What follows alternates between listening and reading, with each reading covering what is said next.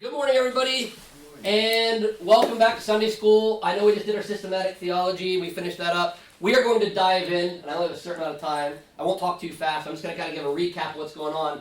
We're going to go back into my trimmed and burning Bible study. If any of you guys came Sunday night, you saw I finished out 1 Samuel, and we're going to dive into 2 Samuel. Basically, what I do in this Bible study, I started at 4.5 years with Genesis chapter 1, verse 1, and I basically go through chapter by chapter of every book.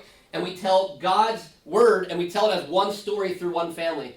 Many people don't know how to read the Bible because there's 66 books. They're all over the place. They're different chronologies, no idea what's going on what time. So we're kind of reading it from the beginning and getting a full story. Because there's a lot of times where people will dive in and they read about David, but they don't know when it happened, and they don't know who came first, Moses or David or Paul. And there's a lot of people are really confused. So what we're doing is taking it from the beginning, walking it all the way through. It does really help see God's continuous story and how His grace and mercy continues throughout, and how Jesus Christ is all throughout each and every one of these books. So right now we're in the history books. A long time ago I covered the books of Moses. Those are the first 5, right? And now we're in the history books. And I'm thinking of this as a library. Remember, the 66 book library is essentially what this is. And we are now in the history section. So if the Bible's a bunch of books on shelves, we would now be going over to the history section in the library. In my study we've done Joshua, Judges, Ruth. We just finished up 1 Samuel, and we're in 2 Samuel now. And to give you an idea, Judges, you can see that's before there was any kingship. Remember, God would just kind of appoint leaders here and there to raise up as needed. Started kind of with Moses, and then Joshua, of course, and then all the judges we learned about. And then 1 Samuel is a pivot from the time of the judges to the time of the kingdom. It's a very transitional book. And we have Samuel, who's the last judge and the first prophet. So we're seeing a lot of change now. And the kingdom was established at the end of 1 Samuel, or actually kind of the middle, where Saul was called as the first king because the people didn't want Samuel's sons to roll over them, but really it's because they wanted to do what they wanted, right? That's really what it was all about. So now we're in 2 Samuel, and we're just going to go ahead and do a quick recap for anybody who wasn't here to end 1 Samuel. I want to give you guys an overview of how everything ended. That's very important to understand 2 Samuel. If you read 2 Samuel chapter 1, you'd be fine to read it, but you're going to lose a lot of context of what's happened. So in 1 Samuel 27, what happened is, remember, Saul had been trying to kill David over and over and over and over. Many attempts to murder David, and he just wouldn't give up. David finally got so beat down emotionally. A lot of people don't know this about David's life. He basically joined the Philistines, said, I'm moving out, I'm going to move into enemy territory. I'm going to move with King Achish and go to the Philistines and live with them because I'm not welcome to Israel. And if I hide with the Philistines, Saul won't kill me. So he went there, he fled to the Philistines and lived there, and King Achish actually gave him Ziklag. You read about the city Ziklag, which is down the border of the Philistines. And this is strategic by David. He wanted to live down there on the border, so he's far enough away, because what he really did, he told Achish that he's going to kill all the Philistines' enemies, because David was a mighty warrior, and Achish knew that. He said, I'll go kill all your enemies. But really, he was raiding all the enemies of Israel secretly, because he still obviously loved God's people, he loved God, he just was trying to flee from Saul. So he's actually doing God's work. He was fighting the enemies of Israel. Now, he didn't do it the greatest way, but they were basically living, they didn't have jobs, they were living on the plunder of these attacks that David and his mighty 400 men were doing and carrying out. So they were living in the Philistines' land, but they were attacking their enemies. But the whole time, King Achish thought that David was helping them, so he's growing more and more respect for David. Meanwhile, David's helping the Israel people. But David's starting to get favor with King Achish from the Philistines. Then, of course, to end the book, the Philistines are going to attack. They're going to attack Israel. And Saul gets very scared when he hears about this. He asks God questions, and God won't answer Saul. So what does Saul do? He panics and gives us one of the weirdest stories in the Bible. 1 Samuel 28, the last part of that. Remember, Saul goes and visits a medium. He got rid of all the mediums and the witchcraft. By the way, witchcraft's real, sorcery's real. It's in the Bible. That's why we're not supposed to mess with it, because it has evil tendencies, right? The evil spirits will end up working with you, which is what happened. He went to a medium up in Endor because he was sick of not hearing from God, and he said, I'll get her to call up Samuel. She calls up Samuel, everybody gets freaked out, and Samuel comes up and says, Saul, why would you do this? If God didn't answer you, I'm not going to give you a better answer, right? And Samuel basically says, Saul, I hate to tell you this, you're going to die, and so are your sons. He says it like more of a cryptic way, like, I'll see you guys tomorrow. And it's like, whoa, wait, you're dead. It's like, yep, see you tomorrow. See you tomorrow, Saul. So he basically gives him this one of Samuel's last prophecies, you could say, from the spirit realm. This is an anomaly. This isn't saying to go resurrect your dead relatives in heaven. I don't even think it's possible. But it happened once, and God can break his own rules, and he sent Samuel up to deliver a prophecy in an interesting way. And we know it because it became fulfilled later. Meanwhile, David is marching up to Gilboa to fight Israel. What an interesting situation. Because he was living with the Philistines, and remember, they're attacking, and Saul's afraid about it, but David's part of them, and David's a mighty warrior. So King Achish is like, yeah, come, you'll fight with us. And David's all gung-ho, which I don't know what would have happened if David would have made it. I'm not sure, but we don't have to worry because God said it wouldn't happen. But the Philistines rejected David, which is interesting, because David actually was ready to go to war. They're like, no, we don't trust this guy. He's the one from Israel. Didn't he kill Goliath and all of our other people? I don't trust this guy. Honestly, they were probably wise to reject David, because David probably ultimately is God's guy. He would have turned on the Philistines, most likely, I'd imagine. So David's kind of upset by this, and King Achish says, I don't know, they're my greatest leaders, they're my greatest generals. Just go home, David. Take your family, take your guys, go back to Ziklag. So David's kind of rejected. He's never been kicked out of an army before. So he goes back to Ziklag, only to find out that while he was gone, the Amalekites came and raided his whole town, took away all the women and children. They were all gone. Could you imagine if you left home from work, went back, and everybody went back, and all the wives and your kids were gone? Kidnapped. Not a good feeling. But that's what happened. So now David's not only upset that he didn't get to go fight with the Philistines and they rejected him, he is now upset that the Amalekites have attacked his people while he was gone and taken his wives and all the children there. So, of course, like David would do, God has David go down, he defeats the Amalekites, and he plunders them, and ends up getting everybody back safely. So it's a miraculous thing from God, because in most cases that wouldn't happen, right? But they're miraculously saved, and they plunder, and everything is going well. And then to end 1 Samuel 31, that prophecy came true. We see the Philistines come up to Mount Gilboa. They meet up with the Israelites. Saul gets caught by the archers, it says. And basically him and his sons, Jonathan included, which is David's really good friend, remember, get caught in that. And they die in this battle here. So that prophecy came true, that it was the day after that he had talked to the spirit of Samuel. And then to end this, the men of Jabesh Gilead rescued and honored Saul's body because the Philistines, cut his head off, hung all their bodies on walls to do all the evil stuff and barbaric things they did in the past. And the men of Jabesh Gilead showed so much honor for Saul for what he'd done in the past with them that they went and actually rescued his bodies in the middle of the night. They went throughout the night and they rescued his bodies to bring him back and to burn. And they were giving him basically an honorary burial. They didn't want him to go like this. And that's how 1 Samuel ended. Okay, that's how that ended. Now we're going to jump into 2 Samuel 1, and what we'll do, we don't have a lot of time, but we're going to go, what I usually do is read through the chapter from beginning to end, and we break down this section. So you can turn to 2 Samuel chapter 1, and we'll read, I think there's 27 verses, and then I'll break it down quickly, but hopefully not too fast, so we can kind of see what's going on here. So 2 Samuel chapter 1, this is where David's going to hear about what just happened, because remember, David was down in Ziklag. And he knows there's a battle because he was marching to it. But he wants to know he doesn't know what happened yet. Here we go. 2 Samuel chapter 1, verse 1. After the death of Saul, when David had returned from striking down the Amalekites, David remained 2 days in Ziklag. And on the third day, behold, a man came from Saul's camp with his clothes torn and dirt on his head. And when he came to David, he fell to the ground and paid homage. David said to him, "Where do you come from?" And he said to him, "I have escaped from the camp of Israel." And David said to him, "How did it go? Tell me." And he answered, "The people fled from the battle, and also many of the people have fallen and are dead, and Saul and his son Jonathan are also dead." Then David said to the young man who told him, "How do you know that Saul and his son Jonathan are dead?" And the young man who told him said, "By chance, I happened to be on Mount Gilboa, and there was Saul leaning on his spear, and behold, the chariots and the horsemen were close upon him. And when he looked behind him, he saw me and called to me. And I answered, 'Here I am.'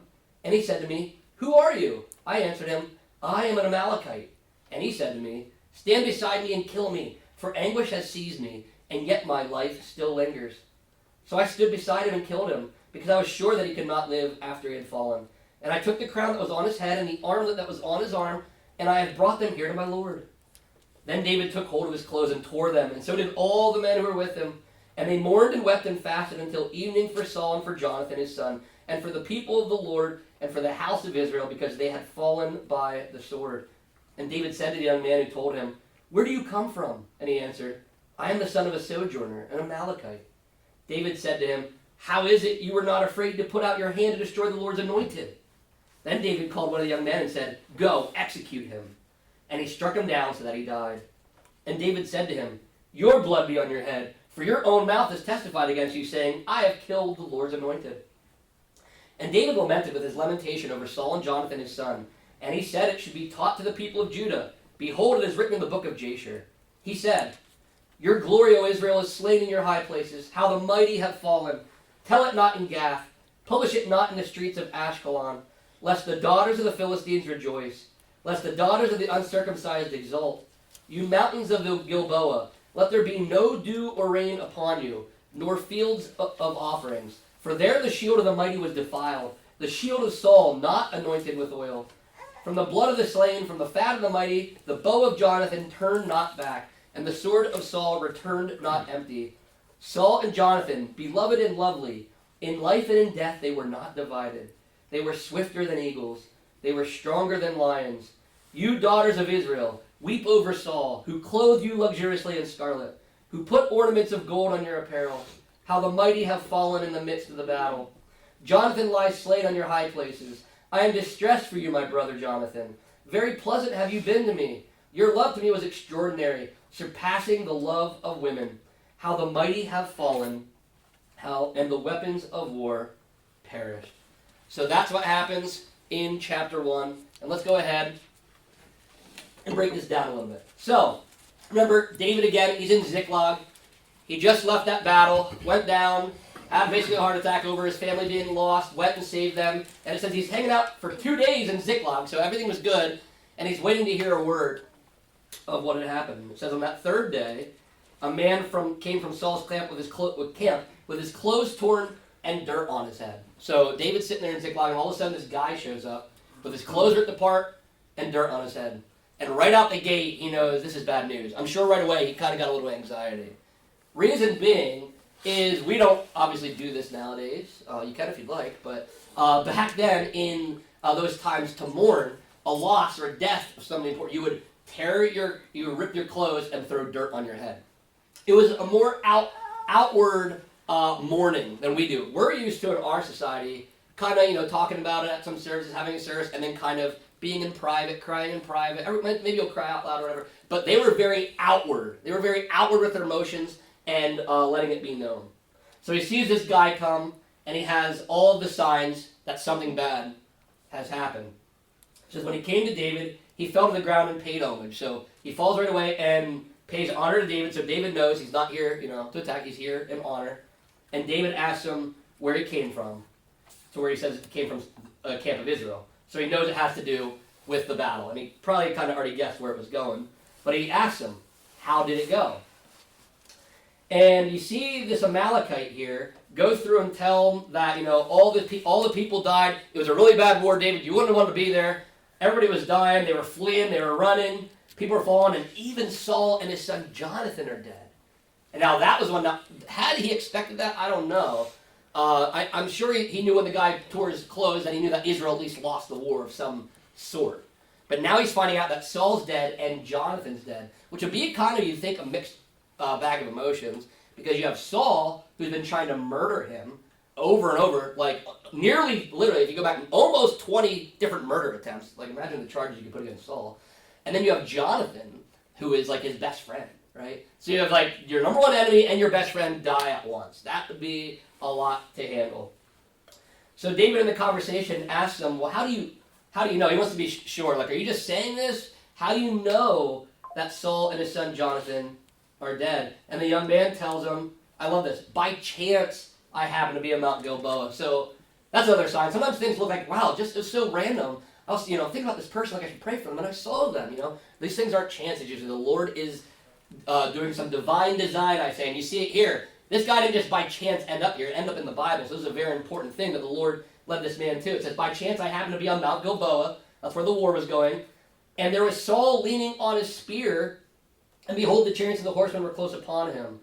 And when he looked behind him, he saw me and called me, and I answered, here I am. So he says that he just happens to come upon the mountain, and he sees Saul leaning on his spear, which would actually track and make sense, because in the last chapter of 1 Samuel 31, you'll find out that Saul was shot with the arrows, right? He was caught by the archers, shot with the arrows.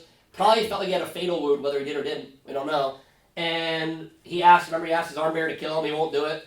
So it says that he fell on a sword or fell on a spear. So far this is tracking with what we read about in 1 Samuel 31. So he says, hey, I came across the mountain, and Saul was there, leaning on his spear. It doesn't mean like having his hand and like leaning like this. It means like leaning on it, like maybe through his back. Something of that situation. Was not a good situation at all. And look what it says, the chariots and the horsemen were close upon him. So there was more coming in. So he'd been shot by the archers, he had fallen on a spear, and in the last chapter we'll find out that his armor bearer actually killed himself because he saw that Saul was, quote unquote, dead from all of this. But it says when he looked behind him, he called to him, the young man says, here I am. And he said to me, who are you? I answered, I am an Amalekite, which is really interesting, we'll get to that. And he said to me, stand beside me and kill me, for anguish has seized me, and yet my life still lingers. So I stood beside him and killed him, because I was sure that he could not live after he had fallen. So he tells him, like, hey, yeah, I saw this, and he was still alive, and he didn't die. He was hit by bows and arrows, he was hit by the spear, but he was still alive, and he asked me to kill him. So I didn't think he was going to live, right? I don't think he was going to live very long, so I decided to help him out and kill him, right? He saw him suffering. It kind of almost reminds me in a way, like a more humane way maybe, but like when people go hunting, hunters would know this, and you shoot the deer, and the deer is laying there, and his blood's coming out of his mouth, but it's still kind of laying there moving.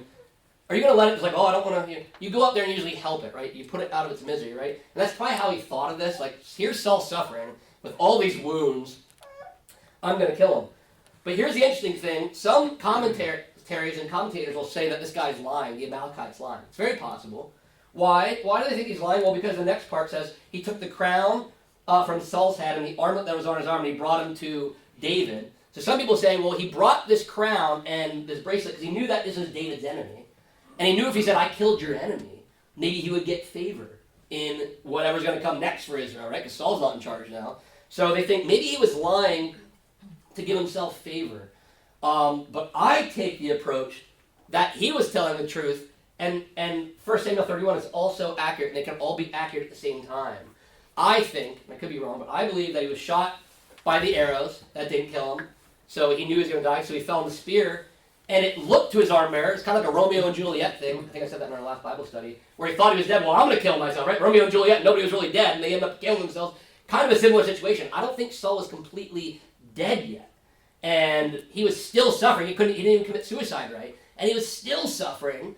And that this Amalekite walked up on him and saw him there and ends up killing him. Why do I think that? Well, because I think the Bible can be true. Sometimes things they look like they're in contrast, but they can actually be equally right. And I think that's true here, especially because it's kind of a poetic justice, if you think about this. So does anybody here remember, I'm going to do some questions, I'll get some crowd interaction. Does anybody remember what Saul failed to do that got him into such big trouble where the Spirit of the Lord left him? One of the big things he didn't do? You remember? Wasn't he supposed to kill all the Amalekites? He was supposed to wipe out all the Amalekites. But if you read that story, he wiped out most of them, but he kept King Agag and some of the livestock that was really good. So we learn here, this is evidence of partial obedience is disobedience. And that's Saul's paying the price of his partial obedience. He did go kill some Amalekites, didn't kill all of them. And God said kill them all, get rid of all of them. And now you see that the Amalekites actually are responsible for his own death, if this are true. In the Bible, it's written, even whether it is or not, it's kind of written to make you at least believe that. But that's why I believe it's true, that he did not wipe out all the Amalekites, so they end up killing him, and it ends up coming back on him in the end. So it's a really interesting thing that's going on there. What's also really interesting is it's not explicitly said in the Bible, but a lot of times, the Amalekites in the Bible are seen as our flesh.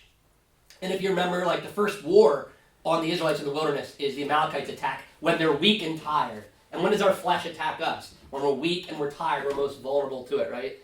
And you can see here that even if you look at Saul and David, Saul kind of gives in to the fleshly a lot and ends up being the death of him here. We can see that. So it's really interesting. That's why I believe the Amalekite did kill him. I think it was poetic justice by the Lord. Because if you go back, I think it was 1 Samuel 15, or 16, somewhere in there. I forget which exact chapter. But you can go back and read that later and see how he was supposed to do this and how he had failed. So after this, in verse 11, it says, Then David took hold of his clothes and tore them, and so did all the men who were with him. And they mourned and wept and fasted until evening for Saul and for Jonathan, his son, and for the people of the Lord, and for the house of Israel, because they had fallen by the sword. So you see David here doing the same thing. He's tearing his clothes now. Now he's openly mourning, but this is what's called, right? When you're sad and you're mourning, you're doing that. Not only that, there's a way of mourning that's very different than ours. We usually have meals at our funerals. They wouldn't have any. They fasted. So they actually didn't eat. They wouldn't eat. They'd rip their clothes, and they'd mourn and cry out loud. So you see David doing that well here. And it says that he wept and fasted until evening for Saul and for Jonathan, which is really interesting. And we'll get back to that here. But look what verse 13 says. And David said to the young man who told him, that's the Amalekite here, Where do you come from? And he answered, I am the son of a sojourner, an Amalekite. So there he himself said he's an Amalekite. And David said to him, How is it you are not afraid to put out your hand to destroy the Lord's anointed? Then David called one of the young men and said, Go execute him. And he struck him down so that he died. I remember the first time I read this, and it still kind of boggles my mind. First time I read this, I was like, wait a minute. David, he killed your enemy, and Saul was dying, and Saul said, Kill me, I'm going to die. Wasn't he, like, you have these thoughts, wasn't he being obedient to the king technically by killing them? And wasn't he going to die anyway? It doesn't, David hates Saul, but David has this guy murdered and killed. And I'm guessing the Amalekite did not see this coming. And what's interesting is, even if the Amalekite did kill King Saul, again, it doesn't mean that those commentators are wrong, where he came to David with a grin on his face, maybe.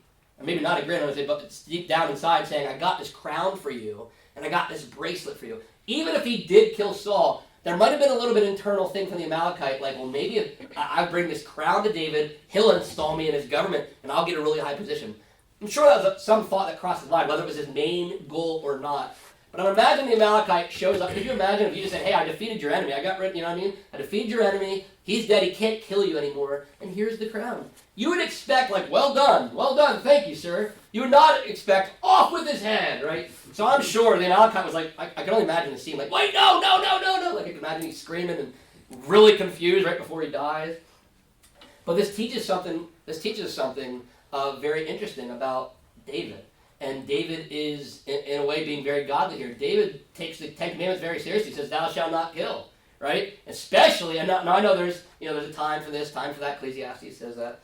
But basically, what he's saying here is, if God is anointed the person, and God has them be king, I'll let God decide when they're done being king. I'll let God decide when they die. I won't do God's job for him. And that's what David was reiterating through this here. It looked to us like that was the right thing to do. But biblically, if you think about it, it actually is the wrong thing to do. In our flesh, a lot of us, because we know how evil Saul was to David, we don't feel bad about it because we're not God. But God still wants all the rules to be followed the way they're supposed to be followed. So David's actually correct here. The guy committed murder, and he killed the king of Israel. Like right there, headline, you can write a headline. Amalekite murders king of Israel. That would be enough. We would all be like, get off his head. But when you hear the details, you kind of feel bad for him. So this shows you how things can be very complex in life, right? You can sometimes think you're doing the right thing, and you're doing the wrong thing. And the Amalekite was probably not familiar with God's laws, right? But again, he also probably thought he was doing David a favor, because the reason that David was with the Philistines is because he was hiding from Saul murdering him, right? So again, you'd think this is good news, but David does a really good job of saying, I'm not going to let my will be the center of my life. I'm going to have God's will, right? Which is really, really interesting.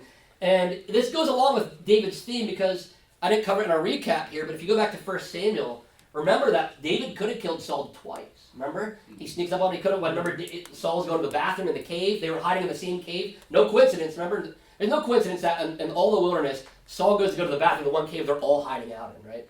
And remember, David's men are like, let's kill him. David's like, no, we can't kill him. And then again, he's down there while he's sleeping. He's like, we can kill him. Like, no, just put a spear there, just let it go, take the spear or whatever. So David himself has demonstrated, this is not a new thought to David. David could have killed his enemy twice, and most of us would have, right? Most of us, if we were on the run 15, 16 times, and this guy's chasing us with his full-blown military, probably would have killed him for peace of mind, right? We'd probably be like, hey, this is our only way. But instead, David trusted God, and I think is really awesome about David. He does have a lot of down points. Even in the last book, he was living with the Philistines and almost went to war with Israel, which is a crazy thought. But you can see he still has the heart of God here. He didn't kill Saul back then. He didn't want Saul to die now. David truly believes that if God, because remember, about 20 years before this, it's been about 20 years now, David was anointed king. Some people forget at this point, David had already been anointed long before. He was anointed king before he met Saul, before he got the demons out of Saul with the music, before he chased away the spirits, before he did all that stuff, before he fought Goliath. He was anointed king already. So imagine how confusing that would be to a lot of people, but David just trusted God and said, I was anointed, I know it's been 20 years, God said I'm going to be king, God's not wrong, God doesn't lie, I'm going to be king, and he knew, if God said I'm going to be king, I don't have to kill Saul to get it. Well, most of us would have said, hey, I'm sure his guys would say, this is how, because the guys would have known, his 400 men, I'm sure, knew that David was set up to be king one day, and that there was this prophecy that was going to happen. And I'm sure when they were going up to, Saul and them laying, they're like, kill him, this is your chance, God wants you to do this. And David said, nope, I'll let God do it all. God will take care of it. So you see the heart of David again. He honors God here in these moments. And that's why he kills the Amalekite, because he said, hey, you're accused of murder. And he even says, you witnessed, down here, your blood's on be on your head, for your own mouth has testified against you. You're your own witness in court. You just admitted to murdering them. So you have to die because you killed the Lord's anointed.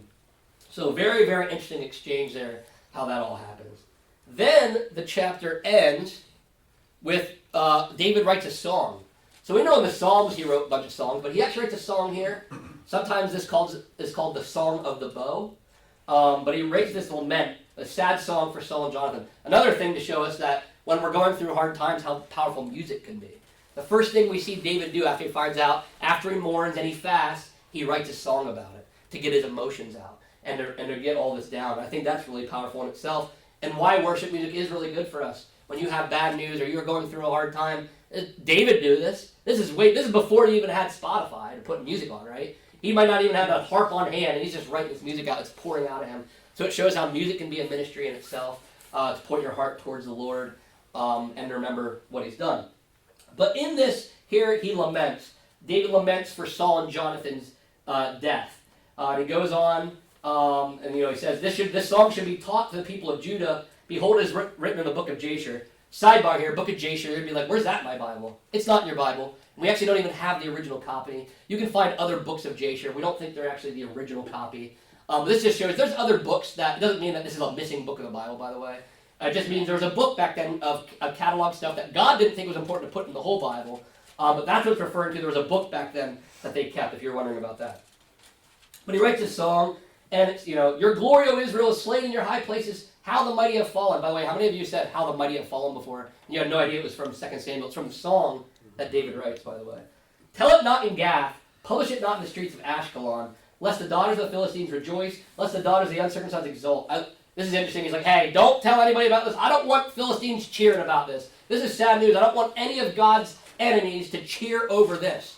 Even though, again, you'd think, well, Saul's dead. Shouldn't he be doing a cheerful hooray, ding dong, the king's dead kind of thing? But he doesn't. He's saying, don't tell anybody about this. I don't want the Philistines to know about this at all. This is awful.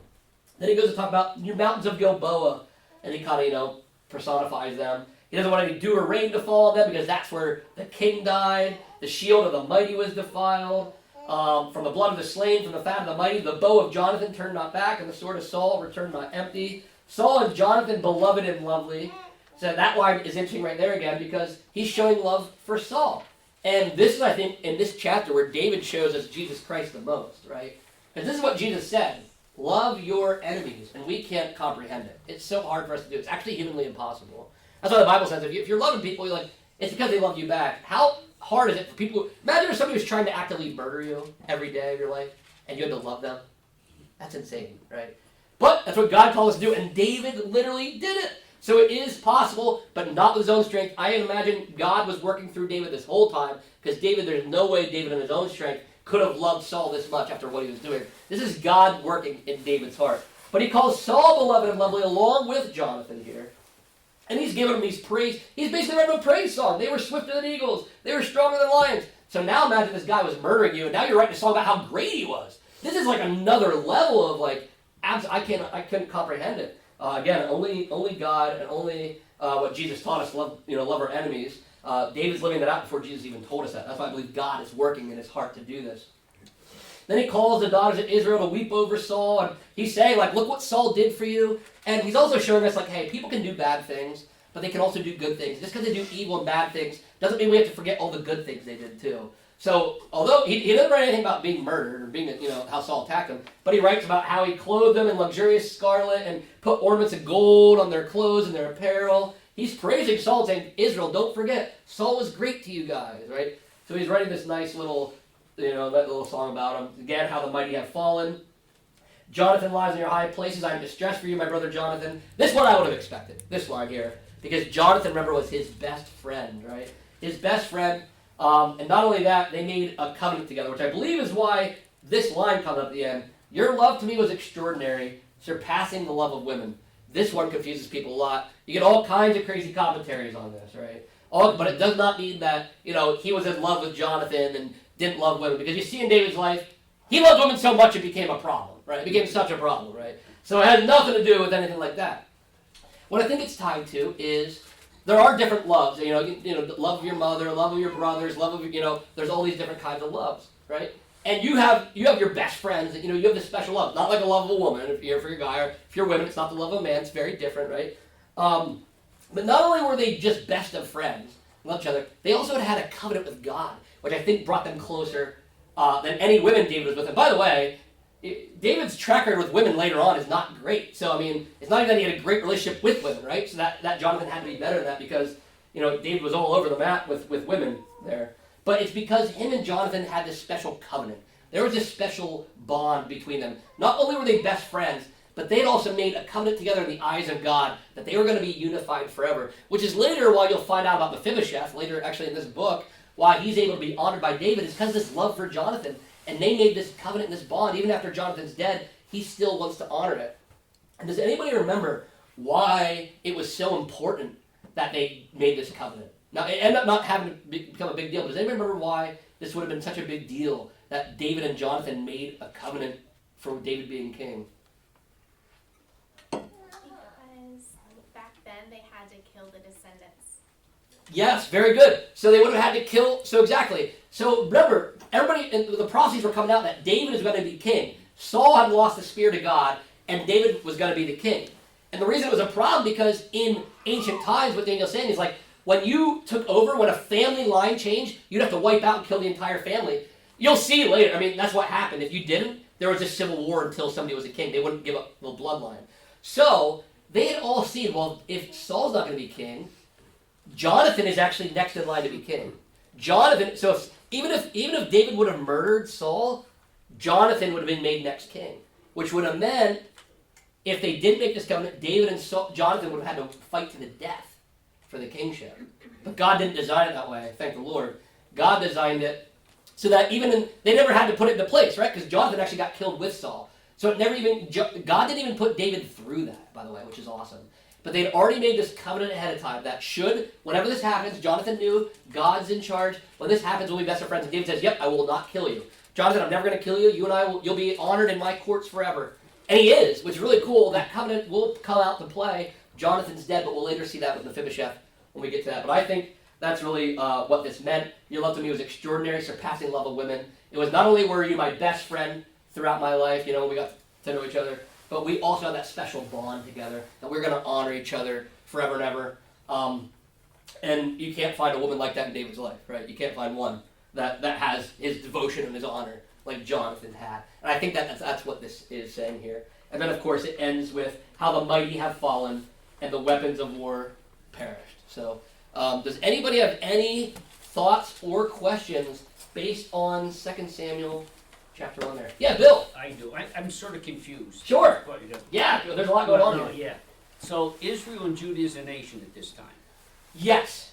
And they're fighting all the Philistines and the Amorites and all the... Yep, They're Amalekites, yep. supposed to get rid of out of the promised land to begin with. Mm-hmm. But Israel and so that's I see we're fighting for Israel and then they're fighting against... But were they fighting against themselves too? So are you saying so which part? I want to know if, I'm Yep. trying to comprehend. Yeah. Israel and Judah are still a nation. I see what you're saying. Yes. Now they have to fight all their enemies around them. Yes. But it's very confusing when they ain't united. Yes, it is very different. And we're going to see that actually the next chapter. What Bill's getting at here, you're going to see this a little bit more. There's going to be a civil war. Ishbosheth, there is a son that we never learned about until the next chapter, is the son of Saul. And Israel and Judah, although they're a united kingdom, right? They're not so united. Now they are fighting against, the people of Israel. They're fighting against the Philistines. They're fighting against their enemies. But they also have this internal strife sometimes that happens between them. Right now they're still united, quote unquote united. But what you're going to see later is David's going to send the people to Judah, and Israel and Judah are still very different. And he's going to send people to Judah, and Judah's going to accept them, and Israel won't. And you're going to see that split. So although Israel and Judah are supposed to be one united kingdom working together, and they will work together kind of, to fight their enemies, they still don't work together the best. And what you're going to see is that's going to kind of cause turmoil. There's going to be a brief civil war in the next chapter. Now, a lot of people don't realize it's a civil war. When we think of the civil war, we think of Jeroboam and Rehoboam. That's the big civil war of Israel and Judah. But there will be a little small one. There'll be a skirmish for a couple years we're going to read about in the next chapter, which is going to show what Bill's getting at. Like, it's a good question. Like, are they fighting their enemies or are they fighting themselves? Sometimes both, right? But they should be joining up. They're supposed to be united as Israel and Judah to be fighting the Philistines, killing the Amalekites, the Edomites, all of them. But, as you know, internal strife in the family of Israel will take place, and that's going to really erupt in the next chapter. So that's a really good question, because it does get really confusing when you hear the men of, like, you're going to hear it, next chapter will say the men of Judah. It's like, well, is that Judah? Is that Israel? Although they are united, you still see them always listed as Israel and Judah. Almost as if God always knew that was going to be the problem. We know that even, Israel eventually gets wiped out by Assyria and has never been back since. And that's actually why people want them to come back to Israel today. They still believe the lost tribes, trying to get all the lost tribes from the north of Israel back. That's a good question. That can get really confusing with all the wars and the fighting. And so sometimes Israel and Judah is working together, and sometimes they're not. So it gets very confusing. It's very confusing. Any other questions or things you want to bring up? That was a good question. Yeah, Beard. So I'm kind of curious about the royal line, if you will. So Saul is dead, Yep. and most of his sons are dead. We find out Ishbosheth is Yep. still alive. Mm-hmm. But there are other of the royal household that are still alive that we find out later. David has 10 of them killed to cover what Saul did to the Gibeonites, Yep. due to a famine that was happening. Mm-hmm. So I'm just curious if at the time it was a tradition that you kill the entire household before taking over, how that sort of almost completely glossed over in this whole thing. How David just sort of takes the throne and says, I'm not going to harm Saul's descendants, and even looks for Mephibosheth in order to honor him. Yeah, and I think you're right. So I think this would be a little bit unusual. And David maybe had known, because this is a little bit different than the other ones. David had a prophecy that he would be king.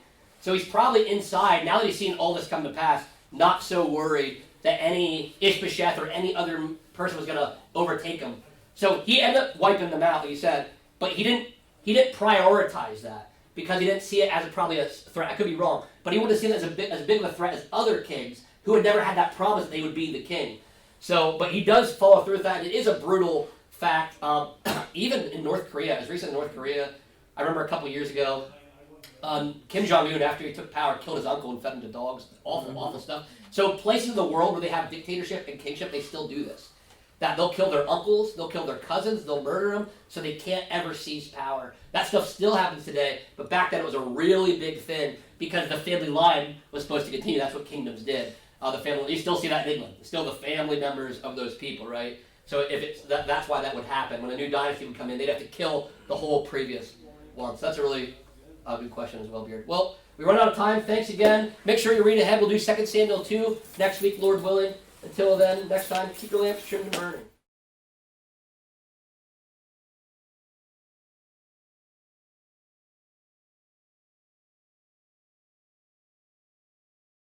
All right, good morning, everybody, and welcome back to the book Bible study from the Trimmed and Burning Bible Study, where we are now in 2 Samuel. And of course, I don't think we have any new people in here today, but of course, we're studying God's Word as one story through one family, looking at the 66 book library and how it tells a story. And I still think every time I think about it, it's fascinating. that imagine just going to the library, finding all these books on the shelves, and they tell one story, and the authors never met. That's how the Bible is, and that's what's pretty amazing about it, and that's how you know God is the true author. So if somebody ever tells you, which you'll hear all the time, that man wrote the Bible, theoretically their hands, put the ink on the paper, but the Holy Spirit wrote it, because there's no other way that this could be so organized. And it's amazing. Then once you start analyzing the text, you can see God's fingerprints all over it. But of course, we are in the history books again, and I love to tell people, if you weren't here before in the past, that if you understand the history books, you understand the books of Moses and the history books all the way through Esther here, you'll understand the biblical narrative of the Old Testament, what was going on before the intertestamental period, that 400-year gap where Greece, came in. You don't really read much about them there. So it's really important. Once you understand that, like I said, the prophets and everything else kind of fits into that narrative, and you can understand it. But of course, we are in the 10th book of the Bible now. We've done Joshua, Judges, Ruth, 1 Samuel, now in 2 Samuel in the Bible here. Now just, again, a quick recap. Again, get our heads in the game of what happened at the end of 1 Samuel. Remember, David left and ran to the Philistines, which is really crazy to us, that he went and lived among the enemies of the Lord. Like, didn't just visit, lived, had a town living there. So, pretty wild thing. And he went there, and Achish accepted him. And by the way, if you remember, he had gone there before and had to pretend he was crazy, because back then it was a little more hostile. So this was his actually second visit to Achish, the king of the Philistines. And Achish gladly took him in this time. And then, of course, we learned how David had Achish give him a town, Ziklag, and he used that down on the borders, out of Achish's vision, basically, where Achish would have to travel down there to see what's going on. And he was keeping his men taken care of by plundering, but he was actually killing the enemies of Israel, not the enemies of Philistines. So he's kind of a double agent, right? In a way, he's a double agent living among the Philistines, pretending to be a Philistine, and pretending to have left Israel and abandoned it because Saul was after him and to kill him, which they knew that. But really, he was also helping Israel at the same time, sort of like I said, as a double agent, which is pretty cool. And then that final battle, which it carried into even last week, Saul heard the Philistine army was going to attack, and this is while David was still with the Philistines, right? And Saul was afraid, he's outnumbered, the Philistines were big and powerful, and the reason he was really afraid is because God was not answering Saul. As we know, Saul had been walking away further and further from God. The Spirit of the Lord had left him a long time ago, and he didn't know what to do. He got panicked, so he went, and we had that crazy story about the medium, where he learned, basically, this is a really important story, not so much about mediums and necromancers and all that stuff, although it's, a component of it, but this is where he got the prophecy of his death. This is the day before he died, and Samuel's spirit, the one time the Lord allowed him to come up and say, Saul, because you did this, I'll see you tomorrow. And Saul knew exactly what that meant. And then, of course, the Philistines, again, the saga picked right back up to where the Philistines were marching up to fight with Saul. And it's just hard for our minds to imagine that David was marching with the Philistines up north. And sometimes I think about, what was David thinking? Was he that far gone that he was ready to fight Israel? Was he thinking about how he was going to turn on him when he got there? I don't know. But the Lord knew we didn't even want to see it happen. So the Lord works this out. This is divine intervention, where the Philistine, basically their generals, their war generals essentially said, I don't trust this David. You got to get him out of here because he could turn against us, which I think he probably would have in the end if it came to it. And he saw Jonathan over here and his Philistine buddies here. I think he would have, joined up. But we won't know because God didn't make that happen. And Achish was upset because Achish liked David. And David was a mighty warrior, as we know. He killed Goliath and many, many more than that. He was a really dominant warrior. So Achish was kind of bummed, but said, hey, these are my trusted generals. You're going to have to go home. And David was actually upset about it. He'd never been rejected before.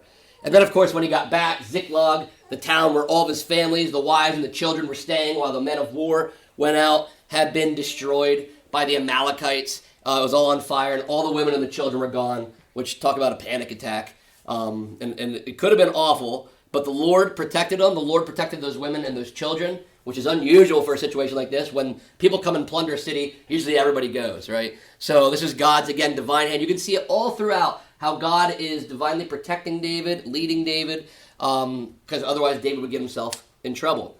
But David he went and defeated the Amalekites. He went and found the women and the children, and not one of them was harmed. They were all safe again. So again, that was God's hand on everything, and they end up getting all their plunder and being all right there. And then, of course, 1 Samuel 31 ended with Saul and his sons being killed on Mount Gilboa, got hit with the archer, and then we have the whole saga about Saul, whether he got stabbed twice or 3 times That was the debate, but he ends up dying up there on Mount Gilboa. And then, of course, the men, this will come into play today, the men of Jabesh Gilead rescued and honored Saul's body, and Saul had helped Jabesh Gilead earlier in the book of First Samuel. So out of honor, they did this, which sounds crazy to us because they're already dead, right? And the Philistines are hanging their bodies and, all this stuff. And it would have been very dangerous, but they did it just to honor Saul's body. They went and retrieved his head, retrieved his body, and went and gave him proper care for that. And then last week, this is where we were last week, 2 Samuel 1, David now had found out. It had been a couple days, it said, after he got back from Ziklag, probably feeling better. Imagine the emotional roller coaster. He was marching up north to fight Israel, got rejected, he's all upset, goes back, finds his towns burnt, goes and finds his women, saves them, is all happy, comes back and then found out his best friend had died. So talk about a bad week, right? David had a bad week. But he hears, of course, from this young Amalekite man that we learned. He came up and said, hey, here's his crown, here's Saul's crown, here's his bracelet, he's dead. I actually had to go and help kill him because he was still alive and he asked me to kill him, right? Thinking he did the right thing probably. And David has so much respect for God, right? And says, you don't mess with God's plan. God will decide. You don't touch God's anointed. Even though it's crazy, it's like, well, David, he did you a favor. Saul was trying to murder you over and over. Isn't that kind of justice? David didn't see it that way. David saw it in the right way, that God will have justice. God will take care of this. And because of that, he actually killed the Amalekite. And I talked about how interesting it was, and I do believe that the Amalekite was not making up the story, but he did kill Saul because of poetic justice, because the whole reason Saul had an issue and really lost his kingship, one of the final straws, was that he did not wipe out all the Amalekites. So because of that, Amalekite, although he asked them to, it's kind of a poetic justice thing where that ended up literally being the death of him. It was the death of Saul. And then, of course, they ripped their clothes, out of sign for anguish and mourning. And then David wrote this beautiful song for Saul and Jonathan, where he didn't bash Saul. He didn't overdo it for Jonathan and say, yeah, Saul was great, but Jonathan was awesome. No, he gave them all this great praise and honor, talked about how great Saul was, how great Jonathan was, how great of friends they were. Because remember, they had that special bond because usually Jonathan would have had to rise to be king if he would have survived, which I think, again, as sad as it sounds, this is probably God's divine hand. And you'll see why maybe in this chapter might make a little bit more sense. But otherwise, if Saul would have been dead and Jonathan would have lived, even if Jonathan and David won, they had a covenant. So they were going to be friends, but there would have been people on the outside encouraging other things. So I think God in his divine wisdom took Jonathan with him. And that's how last week had ended. And now we're going to go ahead and jump in, read 2 Samuel chapter 2. So you can turn your Bibles to 2 Samuel chapter 2. And we'll go ahead, read verse by verse, and then just do a little breakdown here on everything. All right. 2 Samuel chapter 2.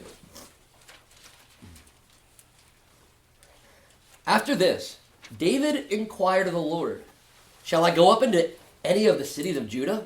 And the Lord said to him, go up. David said, to which shall I go up? And he said, to Hebron. So David went up there, and his two wives also, Ahinoam of Jezreel, and Abigail, the widow of Nabal of Carmel. And David brought up his men who were with him, everyone with his household, and they lived in the towns of Hebron. And the men of Judah came, and there they anointed David king over the house of Judah. When they told David, it was the men of Jabesh Gilead who buried Saul, David sent messengers to the men of Jabesh Gilead and said to them, may you be blessed by the Lord, because you showed this loyalty to Saul your Lord and buried him. Now may the Lord show steadfast love and faithfulness to you, and I will do good to you, because you have done this thing. Now therefore, let your hands be strong and be valiant, for Saul your Lord is dead, and the house of Judah has anointed me king over them. But Abner, the son of Ner, commander of Saul's army, took Ishbosheth, the son of Saul, and brought him over to Mahanaim, and he made him king over Gilead, and the Asherites, and Jezreel, and Ephraim, and Benjamin, and all Israel. Ishbosheth, Saul's son, was 40 years old when he began to reign over Israel, and he reigned 2 years. But the house of Judah followed David. And the time that David was king in Hebron over the house of Judah was 7 years and 6 months. Abner, the son of Ner, and the servants of Ishbosheth, the son of Saul, went out from Mahanaim to Gibeon. And Joab, the son of Zeruiah, and the servants of David went out and met them at the pool of Gibeon. And they sat down, the one on the one side of the pool, and the other on the other side of the pool. And Abner said to Joab, let the young man arise and compete before us. And Joab said, let them arise. Then they arose and passed over by number, 12 for Benjamin and Ishbosheth, the son of Saul, and 12 of the servants of David. And each caught his opponent by the head and thrust his sword in his opponent's side, so they fell down together. Therefore that place was called Helkath Hazarim, which is at Gibeon. And the battle was very fierce that day. And Abner and the men of Israel were beaten before the servants of David. And the 3 sons of Zeruiah were there, Joab, Abishai, and Asahel. Now Asahel was as swift of foot as a wild gazelle. And Asahel pursued Abner. And as he went, he turned neither to the right hand nor to the left from following Abner. Then Abner looked behind him and said, is it you, Asahel? And he answered, it is I. Abner said to him, turn aside to your right hand or to your left, and seize one of the young men and take his spoil. But Asahel would not turn aside from following him. And Abner said again to Asahel, turn aside from following me. Why should I strike you to the ground? How then could I lift up my face to your brother Joab? But he refused to turn aside. Therefore Abner struck him in the stomach with the butt of his spear, so that the spear came out his back. And he fell there and died where he was. And all who came to the place where Asahel had fallen and died stood still. But Joab and Abishai pursued Abner. And as the sun was going down, they came to the hill of Ammah, which lies before Giah, on the way to the wilderness of Gibeon. And the people of Benjamin gathered themselves together behind Abner and became one group and took their stand on the top of a hill. Then Abner called to Joab, shall the sword devour forever? Do you not know that the end will be bitter? How long will it be before you tell your people to turn from the pursuit of their brothers? And Joab said, as God lives, if you had not spoken, surely the men would not have given up the pursuit of their brothers until the morning. So Joab blew the trumpet, and all the men stopped and pursued Israel no more, nor did they fight any more. And Abner and his men went all that night through the Arabah. They crossed the Jordan, and marching the whole morning, they came to Mahanaim. Joab returned from the pursuit of Abner, and when he had gathered all the people together, there were missing from David's servants 19 men besides Asahel. But the servants of David had struck down of Benjamin 360 of Abner's men. And they took up Asahel and buried him in the tomb of his father, which was at Bethlehem. And Joab and his men marched all night, and the day broke upon them at Hebron. All right, so a lot goes on in that chapter. One that not everybody's super familiar with, so this will be really fun to break this story down. So the first 7 verses here is where David, we see, is anointed the king of Judah. Now, I like how it starts. Because after this, David inquired of the Lord, shall I go up into any of the cities of Judah? And then the Lord tells him to go up, right? And then look at this. After he asks that, he asks another question. To which shall I go up? And the Lord tells him Hebron. So I think this is really important because you got to remember, it's been chapter halfway through the book of 1 Samuel, essentially. David was anointed king. Remember, it's about 20 years since he was first anointed king privately, right? So he knows he's going to be king. And he had to deal, that's why he dealt so patiently with Saul. He believed the Lord's promises that he was going to be king. However, when Saul dies, so now Saul's dead, Jonathan's dead, all his sons on Mount Gilboa are dead, but you don't see David say, all right, thanks God, now's my cue, I got it, I'm king now. And you think like most of us probably would be like, all right, well, Saul's dead, here I go, let's start taking over.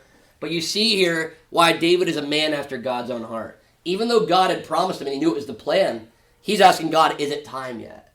So sometimes God will have promises for your life, but it's all about timing and let it play it out in the right time. Do not rush things, right? Because David asks him right here and shows the obedience to asking God. And when he asks him, should he go to the cities of Judah? He's saying, should I go now? Is it time for me to be king over Judah? And the Lord tells him, yeah. And when he does that, I love it. David doesn't say, all right, I'm going to go to Judah. He says, where at in Judah should I go? And from this, I think it's really cool to see that David is teaching us that we can ask specific questions. You continually pray. Don't be so hasty in making decisions. And he's really relying on the Lord here. And he tells him to go to Hebron, which is where David ends up going. And of course, you see there's Ahinoam of Jezreel and Abigail. If you remember her, she was the wife of Nabal. There's that whole story about Nabal in 1 Samuel there, where David took her as a wife. So she comes back into play there. But they went to Hebron. Now, go back. I don't always do this, but go back to Genesis 13. Genesis chapter 13. Let's see where we want to go. Let's see. Let's go to Genesis 13. 14. Go to verse 14, and we'll just read verses 14 through 18. Yeah, Genesis chapter 13, verses 14 through 18. The Lord said to Abram, after Lot had separated from him, lift up your eyes and look from the place where you are, northward and southward and eastward and westward. For all the land that you see I will give to you and to your offspring forever. So this is what God shows Abraham, all the land he's going to give him. I will make your offspring as the dust of the earth, so that if one can count the dust of the earth, your offspring also can be counted. Arise, walk through the length and the breadth of the land, for I will give it to you. So Abram moved his tent and came and settled by the oaks of Mamre, which are at Hebron. And there he built an altar to the Lord. So the reason I wanted to go there, we can go back to 2 Samuel 2 now, is that's when God promises Abraham, you see he's promising the land, he's going to take this land, and the first place he sends him to is to Hebron. That's literally where Abraham started his whole journey there, after God tells him that. So this is connecting David to the promises of Abraham. Those promises of Abraham having all that land, by God sending to Hebron, I think there's a reason. God just doesn't do things, well, he doesn't throw darts at the board and say where we're going to go this week, right? He sent him to Hebron for a reason. He was continuing that pattern. And David, I'm sure, knew this. This is where Abraham was after God had told him about the promised land. So he is tying David here to the promises of Abraham that God was continually carrying out. And we'll see in a couple of chapters how he gives the Davidic covenant then as well and continues that on. But I wanted to point that out. It's interesting that he sends them to Hebron, right? And that's where the term, obviously, the Hebrews comes from. They were from Hebron. And this is where David goes. It said that David brought up his men with him, everyone in his household, and they lived in the towns of Hebron. And the men of Judah came, and there they anointed David king over the house of Judah. Another interesting thing, you could ask yourself, wasn't David already anointed? Yeah, he was already anointed. But it's showing again, that was a private anointing. Now this is a public anointing, right? Because remember, not everybody saw that anointing. Saul never even saw that. That was before that, right? So now this is a public anointing to show God had already anointed him privately, right? And nobody knew that. Now it's a public declaration here. That's why the anointing is happening here again, right? So you can maybe kind of think of it's not the same, but imagine if you got baptized just like you and your family in your basement or something, a little pool. But then you did it outside in front of a church, right, to do a public declaration. This is more of a public announcement here that David was finally going to be the king over the house of Judah. And that's what happens there in those first 7 verses, which is pretty cool. Now, these next 4 verses, we see this man named Ishbosheth pop into the story. So, there's still more up. I jumped ahead a little bit here. I want to go back up to verse 4 and 5. When they told David it was the men of Jabesh Gilead who buried Saul, David sent messengers to men of Jabesh Gilead and said to them, "May you be blessed by the Lord because you showed his loyalty to Saul your Lord and buried him." So what's really cool here, I didn't want to skip over this part, is you see David finds out about those men, Jabesh Gilead, at the end of chapter 31. Sometimes you think these little things like, well, that was a really random thing to mention. They buried their bodies out, whatever. But a lot of times things in the Bible come into play in other areas. For example, there's a whole storyline of Jabesh Gilead. You can go back and watch how Saul helped them earlier on in 1 Samuel. That's why they have this loyalty. Why would these people bury his body? Well, Saul helped them in the past, and they're loyal to him. So now you have David. He had talked really nice about Saul. And now he's honoring these guys from Jabesh Gilead, saying, you showed loyalty to Saul, your Lord, and buried him. May the Lord show his steadfast love and faithfulness to you. I will do good to you because you have done this thing. Now therefore let your hands be strong and be valiant. The Lord is dead. Saul, your Lord, is dead, and the house of Judah has anointed me king over them. So it's really smart again. David is a really good political leader, not only a military leader. He's a good political strategist. Because remember, Saul died, and he could have made it all about to death to Saul and all his house, and it could have been really awful and a lot of war and chaos. But he didn't. Instead, he's consolidating power. He knows Saul's not a threat anymore. And Jabesh Gilead were loyalists to Saul. So if David isn't careful and he comes up as king, perhaps Jabesh Gilead would say, on behalf of Saul, we're going to stick with Ishbosheth, which will come up later. But he doesn't. And he says, at the end of this, he honors them. Okay, that was really honorable of you guys. What you did for Saul, that's so awesome. I love Saul. He's a great king. That's so honorable. May the Lord bless you. Hey, guys, by the way, I'm going to be king over Judah. So, hey, just get ready for that, okay? So he's almost like gradually, shaking their hands. Like, hey, I'm the new king, but I loved your king. Let's be friends. It's almost like a little bit of a political alliance to make sure that the men of Jabesh Gilead are loyal to David, as just like they were to Saul, letting him know basically the baton has been passed to me, guys. But that was really great what you did, right? So I think you see a lot of wisdom here, a lot of political wisdom from David here that the Lord certainly has given him. Now we can go to this section here with Ishbosheth. So it says, but Abner, the son of Ner, commander of Saul's army, took Ishbosheth, the son of Saul, and brought him over to Mahanaim, and he made him king over Gilead and the Asherites and Jezreel and Ephraim and Benjamin and all Israel. So what's interesting here, remember Abner is the commander of Saul's army. So he's basically his war general, right? And Abner had to have known by now, because it's no secret, that David was going to be king. Even before Saul died, Abner is his main general, so he knows the whole reason Saul wants to kill David. He's jealous of David. He doesn't want David to be king. Saul's the king. And it's kind of like one of those things. Abner probably saw the writing on the wall. Well, if my boss is dead, and there's a new boss, I'm going to lose my job. And I don't want to lose my job, because I kind of like my job, and I have a lot of power, and a lot of money, and a lot of wealth. I'm in charge of a lot of things. And if this David guy becomes in charge, my life's going to be ruined. And I like how I'm living now. So that's what's really going on here. He puts this man Ishbosheth, which again we don't really learn about until now, this Saul's son. And this is another pattern in the Bible, by the way, you'll notice, good or bad. Like Saul was kind of evil, right? But even then he had a remnant. So sometimes you'll see they'll try to wipe out an entire family and there'll be a remnant there. Even if you go back to, I think it was Abimelech in Judges, he tries to kill all the sons and there's one remaining.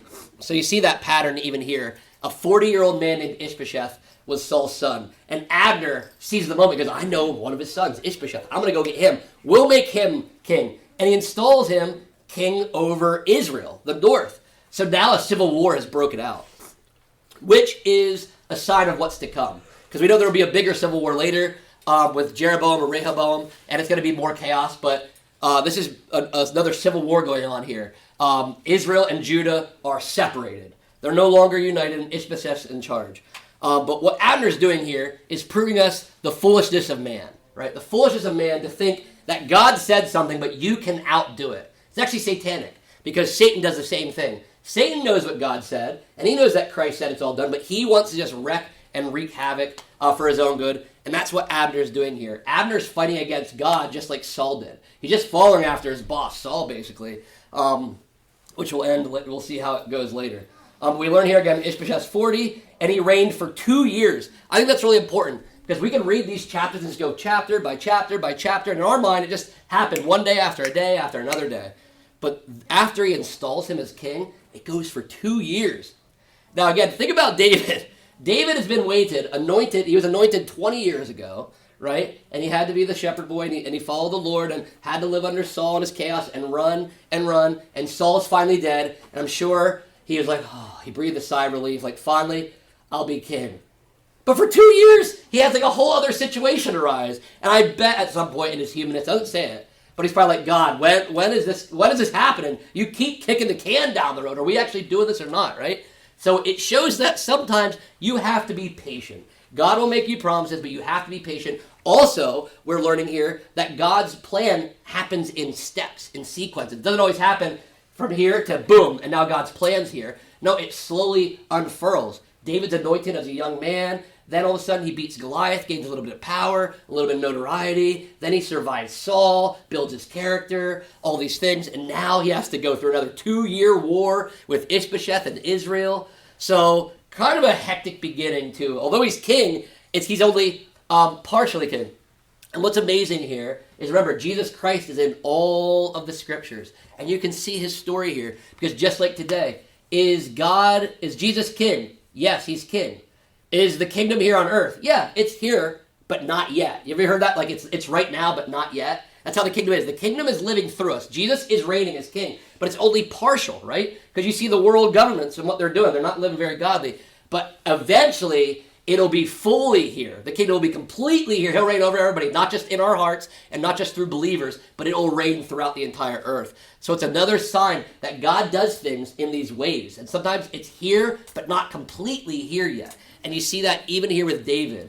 And the greater king than David is Jesus Christ. And his kingdom is unfolded the same exact way, which is really, really interesting in steps and processes.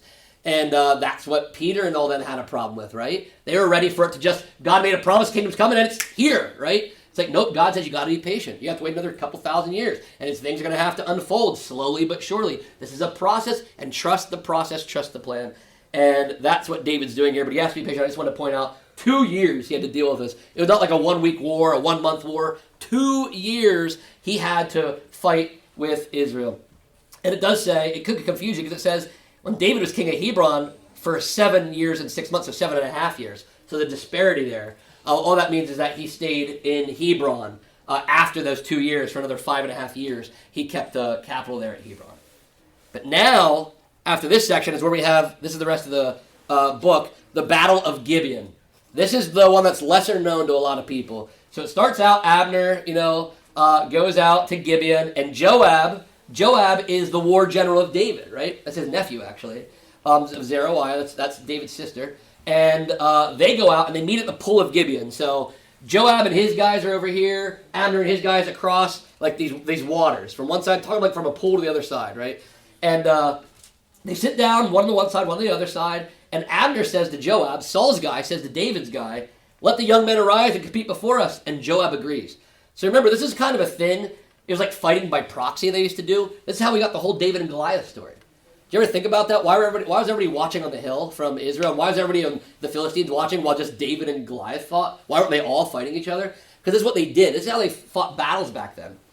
So this time, instead of 1-on-1, they're going to do 12-on-12, which is really interesting. There's plenty more men there, I'm sure. But they take the young men, which is really sad, young men and the warriors, and he says, yeah, let's let them do it. It says, so they arose and passed over by number 12 for Benjamin and Ishbosheth, the son of Saul, and 12 the servants of David. And look what happens. Each caught his opponent by the head. So they all at the same time grab each other by the head. They all take their knives and simultaneously, kill each other, right? They stab each other with the sword into their opponent's side, and they fall down together, which is, they renamed the whole place because of this. Place of the sword, battle of the sword, there's all kinds of names for it. But basically, it says the battle was very fierce that day, and Abner and the men of Israel were beaten before the servants of David. But this is how it all starts out. Starts out 12-on-12, and immediately they wipe each other out. Imagine the David and Goliath story. Instead of David being Goliath, Goliath simultaneously threw a spear through David as he killed Goliath. What would happen? I don't know. The war would have continued on, I guess.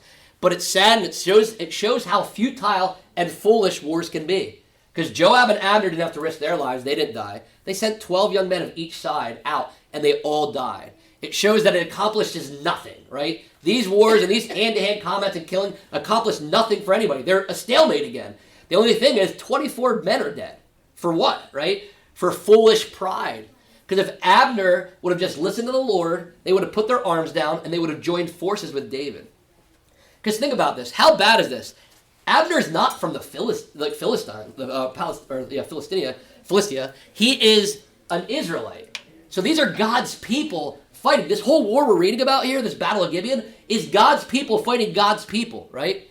Which is interesting because you see that in the church today, don't you? You see that in Christians fighting each other and having these wars with each other and whose church is what. And inside churches, they're warring and they're fighting. God hates that stuff. And this is what happens. It shows that it's worthless. It's futile when this happens. Nothing good happens from infighting in the house of God. That's what we see here. And they just had to start from scratch. They're just down some people now. People just got hurt. They got mortally wounded, right? And then it says the battle was fierce that day. So the battle continued on. And we do see that Abner and the men of Israel were beaten before the servants of David. So David's men ended up winning this war. But we learn a little bit more here when you get to verse 18. So it said 3 sons of Zeruiah were there. Joab, Abishai, and Asahel. So these are David's nephews. Again, Zeruiah is David's sister. So these are his nephews. Joab's his war general, but he's got 2 other brothers, Abishai and Asahel. And they seem to be pretty good warriors as well. We learned, it says, Asahel was as swift of foot as a wild gazelle. Maybe he was David's fastest warrior. If this is a cross-country team, he was going to be the sprinter. He was going to be the guy out in front that they would give, all their glory to win the matches. So Asahel is the fastest one. He's super fast, and he's going to use this speed. The reason it talks about this is because he's going to use his speed to catch Abner. Look what it says. And Asahel pursued Abner. He's chasing him. And as he went, he turned neither to the right hand nor to the left from following Abner. I mean, laser focused. This guy's just running through the woods, running through everything, and he's got his eyes on Abner. And he's not distracted by anything. He's not going to let anything distract him. He's speeding down wherever they're at, and he's pursuing him. And then it says, Abner looked behind him and said, is that you? Is it you, Asahel? So you can imagine, he's sprinting. He knows he's being chased by somebody from David's army, but he doesn't know who it is. He turns around, and he's like, oh, that's Asahel. I know Asahel. That's Joab's brother. Because, of course, the generals know each other, right? They just talked about to each other at the pool of Gibeon. So I'm sure Asahel and Abishai were sitting right there. But Asahel is so mad about this war and what's going on. He's so loyal to David, he just wants to kill and take out Abner. He says, "Is it you, Asahel?" And Asahel says, "It is I." Abner said to him, "Turn aside to your right hand or to your left, and seize one of the young men and take his spoil." Now this is really interesting. He's basically like, kill one of my guys. Don't come after me. Turn to the right, to the left, because it said he did not turn to the right, to the left. He was focused on Abner. So what Abner is saying, if you really want to take vengeance, if you're all angry and wrought up, you want to kill somebody else. Don't come fight me, Asahel. I don't want it, and you don't want it. Go find another guy and take his spoil. You can have his money, you can have his swords, whatever you got, whatever his treasures he's got, and go home. Just stop now. But Asahel would not turn aside from following him. So Abner said again, by the way, second chance. That was actually kind of nice, Abner, right? He says, "Turn aside from following me. Why should I strike you to the ground? How then could I lift up my face to your brother Joab?" But he refused to turn aside. So here Asahel is continually following Abner. Abner, who is, we call him the bad guy, is actually doing good guy things right now, right? Like, hey, shouldn't chase me. And he's still chasing him. Like, hey, stop. We've all been there. They have the siblings like, stop hitting me. Stop. I'm telling you, stop. It's going to be bad, right? It's going to be bad. I'm gonna punch you if you don't go. Like, warning them. So Abner is doing the honorable thing, and he's warning them to stop. But Asahel, and his stubbornness, and his loyalty to David, and his pride, passion, and fury, he is still continuing on. He refused, it said, to turn aside. He is just beelining for him. So, therefore, Abner struck him in the stomach with the butt of his spear, so the spear came out his back, and he fell there and died where he was, and all who came to the place where Asahel had fallen and died stood still. So, Abner warned him, right? Abner warned him. He tried to be honorable, didn't want to kill Asahel. And another reason I think we get more evidence of that he didn't want to kill Asahel, because look when it says Abner struck him in the stomach, what did he strike him in the stomach with? The butt of his spear. This, you know what I mean? This would be like hitting somebody with the handle of your knife. If you took your knife, face it towards you, and be like, stop, get away. Kind of like holding up, like, get away, like almost like a broomstick. And because he wouldn't, it went right through his stomach. It was a defensive position. He could have spun the spear around and just killed him like he said he was going to. He was actually, seems like, fending him off. But he was so pursuing him so fiercely that it went right through him. And all the men saw this happen. That's why they stood in shock. Because they probably thought Asahel's going to kill Abner, and Abner's fighting him off, and Abner here, and as he's fighting him off, it goes right through his back and kills Asahel, and they're in shock. That's what it means. They stood, when they saw him fall down, they were in shock. Like, we did not expect this to happen. We didn't know what to do. Abner warned us. And why are they in shock? Well, one, Asahel just died, and that's not good. He was high up, right? Number two is, there's going to be more bloodshed, right? Because now, if Asahel's dead, oh my goodness, wait till David and Joab and Abishai all find out about this, right? And surely, look what happens as we go to verse 24. But Joab and Abishai pursued Abner. Oh my goodness, it gets worse. So, of course, right? I mean, somebody kills your brother. You don't know the details. They weren't there. They didn't know the details. And actually, let's be honest, with the details didn't matter. Well, Abner didn't. He tried not to kill him. He just put the spear. They're not going to care. That was their brother, right? So Joab and Abishai, they're his brothers. They are not happy. And as the sun was going down, they came to the hill of Ammah. As they're pursuing Abner, they're now chasing Abner to kill him. And they get to this hill of Ammah, which lies before Giah on the way to the wilderness of Gibeon. And the people of Benjamin gathered themselves. Remember, they're fighting, because that's where Saul is from. They're fighting with Saul now. And the people of Benjamin gathered themselves together behind Abner and became one group and took their stand on the top of the hill. So you can imagine they're chasing them, and they get up there, and now there's Abner.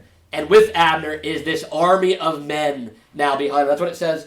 They became one group. The people of Benjamin gathered. There's a big group of men. It's not just Abner alone. There's a whole bunch of people here with him. Then Abner called to Joab and said, "Shall the sword devour forever? Do you not know that the end will be bitter? How long will it be before you tell your people to turn from the pursuit of their brothers?" So I love this. Abner's just killed their brother. He killed Joab's brother, and he knows it's not good. And he's saying, like, listen, I told your brother to stop. Do you guys want to come right now and fight? And he didn't say that he was going to kill all of them, wipe them out, but he knew. He was wise enough. Shall the sword devour forever? Means, should we just keep going on, killing each other? Do you want to kill us, and we're going to come kill you? Because we're not going to, if you kill us, we're going to end up killing you. Do you want this to go on forever and ever? And it's neat because Abner, again, we consider him somewhat of a bad guy, right? Because he's with Saul and he's not listening to God. However, Abner still has wisdom. I mean, He's a war general. He must have wisdom. God gave wisdom if he's a good leader, right? But he's showing a lot of wisdom here. He wants to protect a lot of lives because otherwise it's going to be absolutely awful of what happens. And this is what happens. You guys, I'm sure you can think of like things, little things, not like this, but how revenge always picks up, like especially with siblings. Oh, you're going to do that? Well, then I'm going to do this. Then I'm going to rip this of yours. Oh, yeah, well, then I'm going to do this. It just escalates and escalates and it gets bigger and bigger and worse and worse. And there's hardly ever an end to it until something bad really happens, right? And Abner had already killed their brother. He doesn't want this to go on and on. He says, you know the end will be bitter. How long will it be before you tell your people to turn from the pursuit of their brothers? And I like what he says, of their brothers. That's interesting, right? But remember, they're all Israelites. So he's saying, how long? We're going to kill ourselves. Israel will wipe ourselves out if we don't stop this. We got to knock this nonsense off. You guys can be in charge of Judah. We'll be in charge of Israel. And Joab said, as God lives, if you had not spoken, surely the men would not have given up the pursuit of their brothers until the morning. So Joab blew the trumpet, and all the men stopped and pursued Israel no more. Did they fight anymore? That's really interesting. So Joab, David's man, says, you know what, Abner? I'm actually glad you said this, because we were going to kill you. Maybe those are words of wisdom. Maybe if you would have done this, we wouldn't do it. But, I'm going to call it off. And he blows the trumpet, basically go home, call off the war. So Abner's wisdom actually works out here. It's kind of amazing that Joab kind of comes to his senses, knows it's going to be bad, and says, all right, we're going to stop pursuing Israel. We're not going to fight anymore. And they basically call off the war there. They knew it was going to be no good, and Abner was able to actually speak some wisdom in him, which is nice. Saved a lot of lives that day, I'll tell you that. Verse 29. And Abner and his men went all that night through the Arabah. They crossed the Jordan, and marching the whole morning, they came to Mahanaim. Joab returned from the pursuit of Abner, and when he had gathered all the people together, there were missing from David's servants 19 men, besides Asahel. But the servants of David had struck down of Benjamin 360 of Abner's men. And they took up Asahel and buried him in the tomb of his father, which was at Bethlehem. And Joab and his men marched all night, and the day broke upon them at Hebron. So you see, after this battle, Abner and his men, after they agreed like this truce, all right, we're calling it off. Joab blows the trumpet. We're stopping the war, putting a pause on it. This will be a ceasefire. This is what you always hear about today. This is basically a ceasefire. It's not going to end the war. It wasn't like, all right, cool, that was done. Everybody's, we killed those guys, and the 24 guys are dead, and my brother is dead, but let's just call it off. No, it's a ceasefire. It's just a pause on the war that is going to inevitably continue because they're at civil war here. But what's interesting here is Abner and his men are traveling all night to go home, and we saw that Joab and his men, they traveled, and the day broke upon that Hebron, so they made it home safe, right? They all made it home safe. But we learned some key details here. There were missing from David's servants 19 men besides Asahel. So that means 19 plus 1 is 20. So David had 20 men die, not just those 12, right? So we just learned about those 12 men die in the beginning, and Asahel, 13. So along the way, we didn't read about it, but 7 other guys of David's men got killed in this war. But look what it says below that. But the servants of David had struck down of Benjamin 360 of Abner's men, which is basically Saul's guys. 360. So David's lost 20 guys, Abner lost 360. If you do the math, that's David lost 1 guy for every 18 that Abner lost. So David loses 1, Abner loses 18. David loses 1, Abner loses 18. That's why it's so lopsided here. So David, that's why earlier it said after that, where is it at? After he killed Asahel, the battle was very fierce that day, and Abner and the men of Israel were beaten before the servants of David. It kind of preliminary listed that, and now we're reading about the actual numbers of that. So that meant the war went on. After those 12, people were fighting in all kinds of chaos. 360 guys died. So we only read about 12, right? We only read about 12 being killed. So there was many more killed that wasn't written in here. But what this is showing us is although there is a civil war going on, God's plan is unfolding. Because clearly, I mean, if this is a war of attrition, like, look at this. If you lost 360, we're playing a game, you lose 360 players in dodgeball, and I lose 20. I am gaining strength. You are getting weaker. I am getting stronger is kind of the situation. It's starting to get tilted my way, right? That's what was happening. You can see here, God is promised that David would be king, and we're seeing here that he is going to win this war. It is tilting in David's favor pretty quickly right out the gate. Now, it's going to last, like I said, 2 years here, and we're going to learn about more. There's just going to be more bloodshed and more death over this, and that's what we learn here, that with these kind of wars, that's very dangerous. from human pride and arrogance. That's really, again, why Abner's doing all this. Abner, again, could have just conceded and been part of Judah, but because of his pride and self-ambition and ignoring God, it led to a lot of killing, a lot of death, and you'll see it even leads to his later on. But you can see here God still being faithful, even through these wars. I'm sure David, when he got the numbers, said, all right, the Lord is surely on my side. It's not good right now, but we're just going to be patient and hang with the Lord. And that's how 2 Samuel chapter 2 ends. Does anybody have any questions or thoughts based on what we just went over and what we just read? Beard. Yeah, so I was looking ahead in chapter 23, and it lists David's mighty men. Mm-hmm. And it's interesting that Asahel is one of those, because the setting for that chapter is, like, David is already king, he's ready to build a temple, all this stuff. Like, Yeah. the end of his life, but Asahel obviously just died. Yeah. So, like, do you think this list of mighty men is Current. a built-up army towards the end, when really it seems like it's a list of people who had served alongside him throughout his whole life, and not like at one point in time there were all 37 of the 30 mighty men, because Right. 37 listed. Yeah, so I found that interesting. That's a really great observation. You'll read about his mighty men. We'll get to that in probably months. But at the rate we're going now. But that'll be later in the book. But what he's saying is right. Asahel's listed in that. Which, if you did, that's why it's so good to read the Bible in order. So you know when we get to there that he's dead. Because what he's saying here, he made a discovery. It's more like those war walls, like the memorials. When you go down, you see all the men that fought. Right? So it'd be like, this is our mighty men of World War II. And we list all the names right now in the newspaper or something like that. We all know they're not alive now, but they were the mighty warriors that are the reason that our country is strong and why we're here today. And that's what we'll see at the end. When it lists his mighty men, it's saying this is the reason that David is king. These are the men that the Lord used to fight for the freedom of the Israel and Judah and to unite them. That's a really great observation, Beard. Again, another reason why it's cool to read the Bible in context, because otherwise you would read that and say, wait a minute, if you didn't read this chapter, you say, no, Asahel's not dead. He's one of the mighty men at the end of 2 Samuel. But you'd say, oh, well, it's kind of like a memorial kind of a situation. So, great find, Beard. Anybody else have any questions or thoughts based on this chapter or anything we talked about? All right. Well, thanks again, everybody. Make sure to read ahead. 2 Samuel chapter 3 will be in next week. It'll continue on in the chaos of the story. But have a blessed week. Until then, keep your lamps trimmed and burning.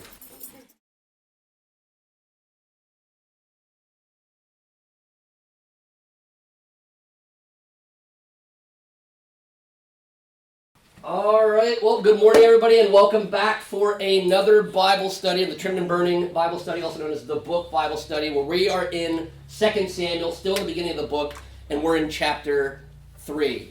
And of course, this is God's Word told as one story. We're telling the Bible as one story. That's really what it is. It's a 66-book library written by a bunch of different authors. That's why it's such an amazing book. There's no other book in the world like this, by the way, where they've had so many authors from so many different time periods that all told one story, and it's so true. Once you read it, you keep going deeper and deeper, and you'll see that.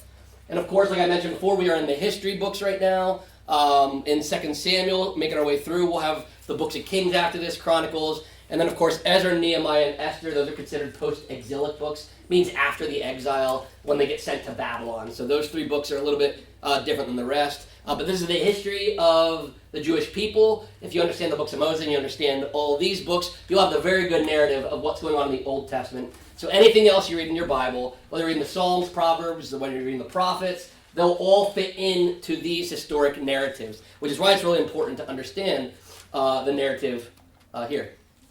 So really briefly, we're going to recap, and I'm sure some people probably say, why does he recap all the time? Why is he going over this all the time? But it's because our minds need to hear this over and over again. That's why we have to read David and Goliath's story and Noah's flood. We have to read that over and over throughout our lives because there's really key things in there. And every time you go back, you're going to learn something new or remember something new, or it's going to refresh your memory.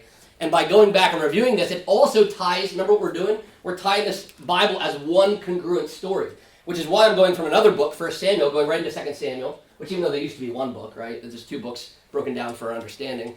But by telling it as one story, you can understand the stories a little bit more. This is why sometimes it can be confusing if you're not familiar with the story, and you jump into the Bible and a book and a chapter and you read it. You can kind of understand what's going on, but you have no idea the narrative if you're not familiar with these things here. So that's why I review every week, so it's good to do.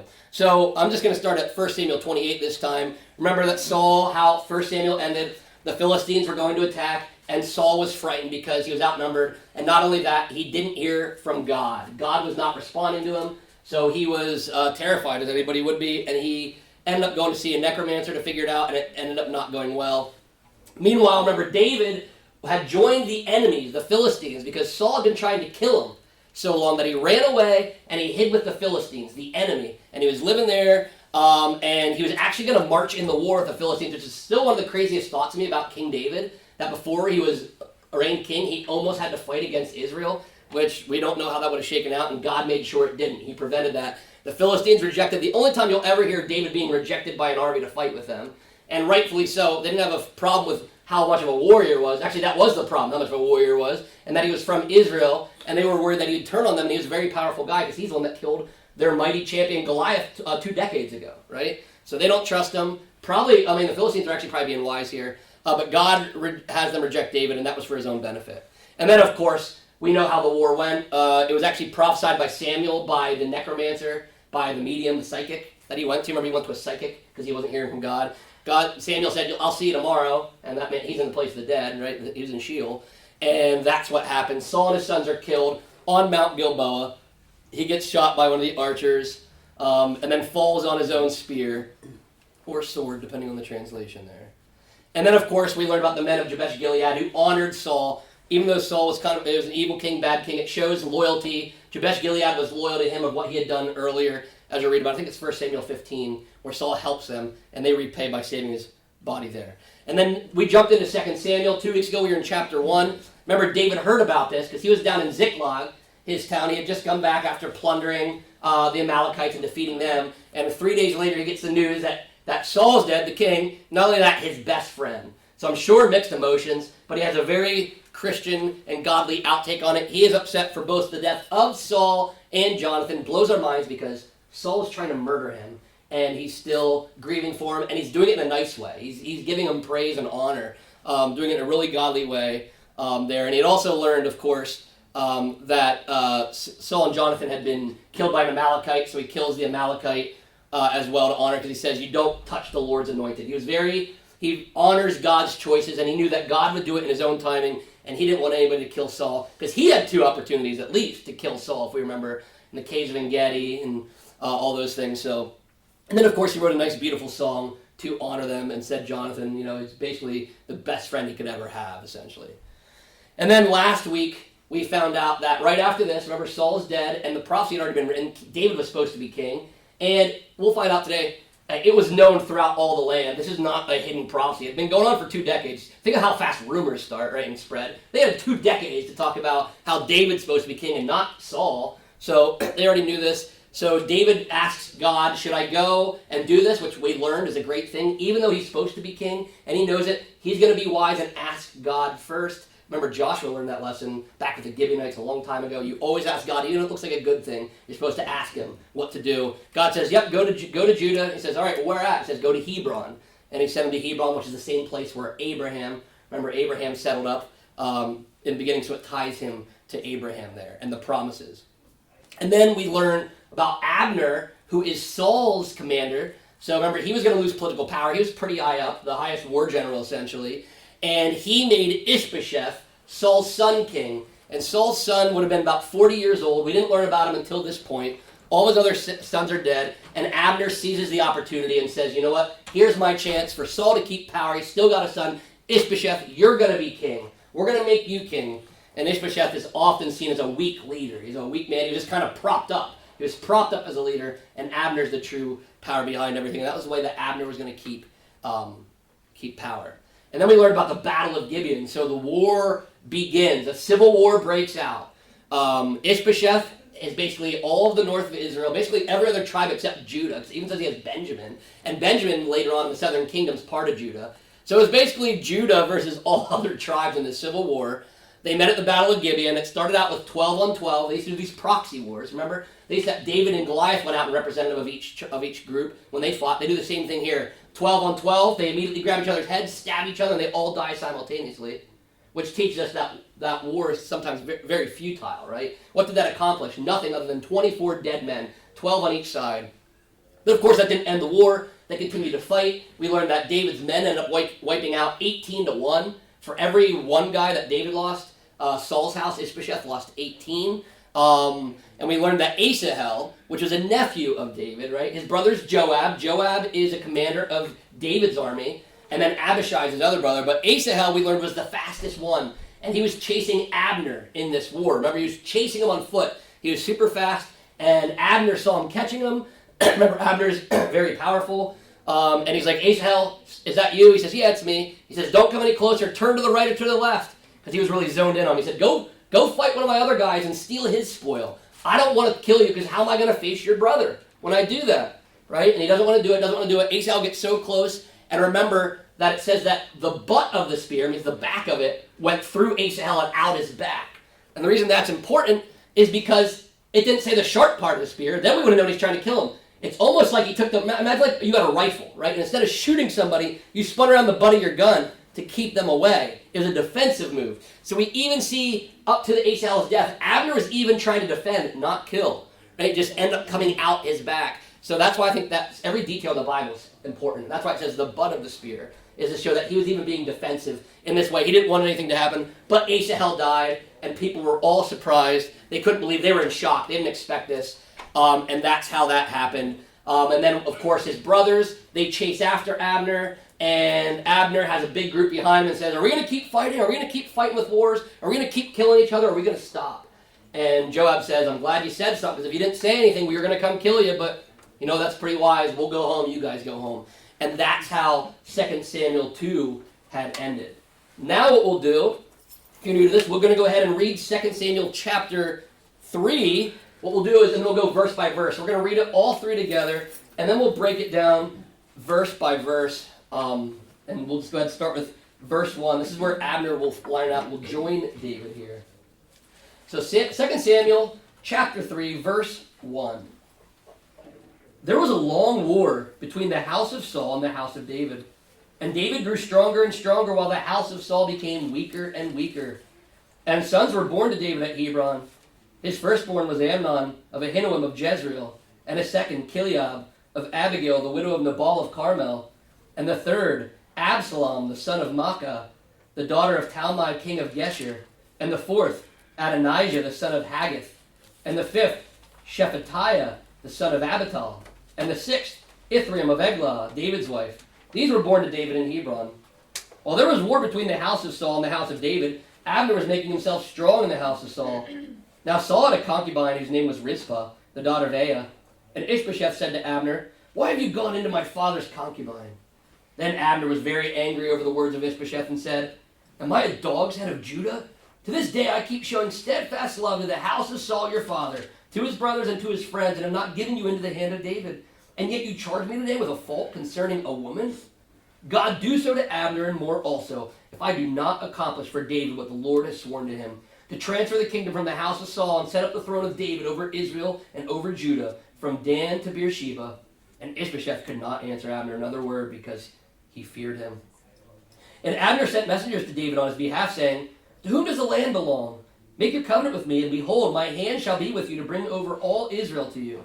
And he said, good, I'll make a covenant with you. But one thing I require of you, that is, you shall not see my face unless you first bring Michal, Saul's daughter, when you come to see my face. Then David sent messengers to Ishbosheth, Saul's son, saying, give me my wife Michal, for whom I paid the bridal price of 100 foreskins of the Philistines. And Ishbosheth sent and took her from her husband Paltiel, the son of Laish. But her husband went with her, weeping after her all the way to Baharim. Then Abner said to him, go, return. And he returned. And Abner conferred with the elders of Israel, saying, for some time past you have been seeking David as king over you. Now then bring it about. For the Lord has promised David, saying, by the hand of my servant David I will save my people Israel from the hand of the Philistines and from the hand of all their enemies. Abner also spoke to Benjamin. And then Abner went to tell David at Hebron all that Israel and the whole house of Benjamin thought good to do. When Abner came with 20 men to David at Hebron, David made a feast for Abner and the men who were with him. Abner said to David, I will arise and go will gather all Israel to my lord the king, that they may make a covenant with you, and that you may reign over all that your heart desires. So David sent Abner away, and he went in peace. Just then servants of David arrived with Joab from a raid, bringing much spoil with them. But Abner was not with David at Hebron, for he had sent him away, and he had gone in peace. When Joab and all the army that was with him came, it was told Joab, Abner the son of Ner came to the king, and he has let him go, and he has gone in peace. Then Joab went to the king and said, What have you done? Behold, Abner came to you. Why is it that you sent him away, so that he is gone? You know that Abner the son of Ner came to deceive you, and to know you're going out and you're coming in, and to know all that you are doing. When Joab came out from David's presence, he sent messengers after Abner, and they brought him back from the cistern of Sirah. But David did not know about it. And when Abner returned to Hebron, Joab took him aside into the midst of the gate to speak with him privately, and there he struck him in the stomach, so that he died for the blood of Asahel his brother. Afterward, when David heard of it, he said, I and my kingdom are forever guiltless before the Lord for the blood of Abner the son of Ner. May it fall upon the head of Joab and upon all his father's house, and may the house of Joab never be without one who has a discharge, or who is leprous, or who holds a spindle, or who falls by the sword, or who lacks bread. So Joab and Abishai his brother killed Abner, because he had put their brother Asahel to death in the battle at Gibeon. Then David said to Joab and to all the people who were with him, Tear your clothes and put on sackcloth and mourn before Abner. And King David followed the bier. They buried Abner at Hebron, and the king lifted up his voice and wept at the grave of Abner, and all the people wept.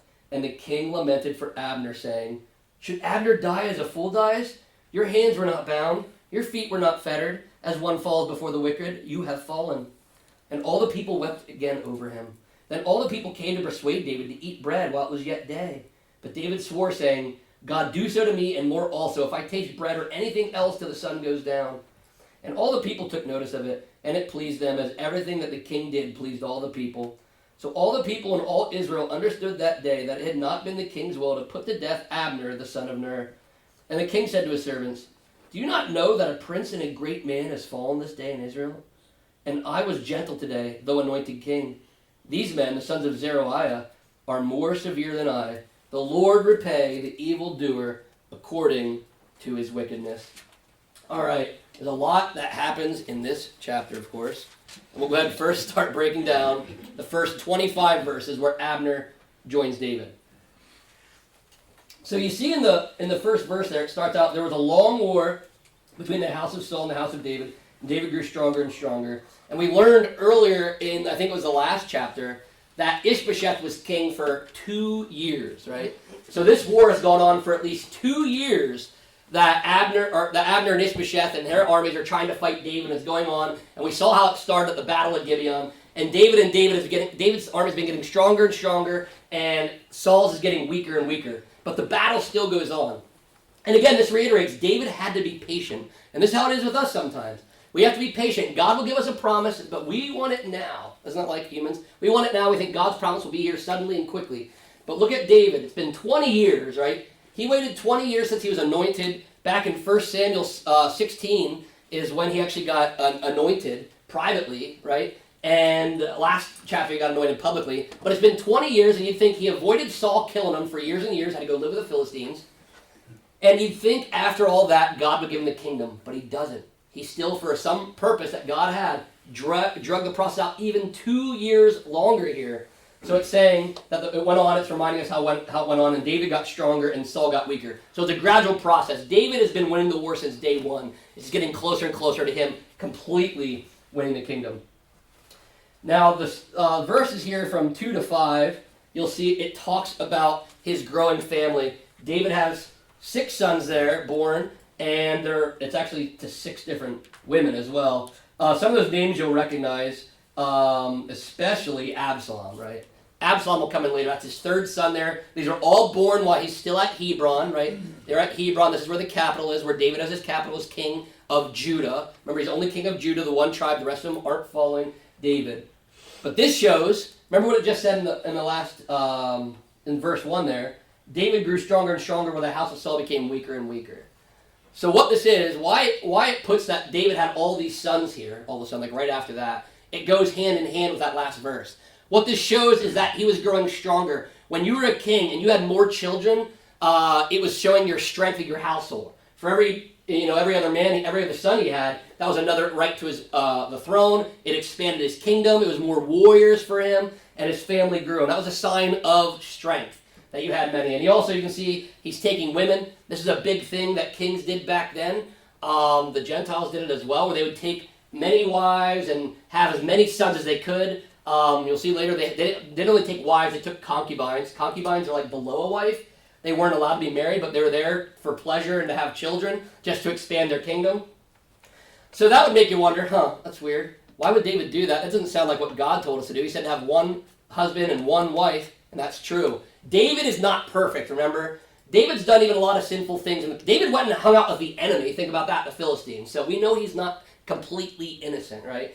And here he's not innocent again. This does not give anybody the chance to go have children with a bunch of different women because David did it, right? Well, David did a lot of things. David had people murdered and did all kinds of stuff. So you don't always do what David does, right?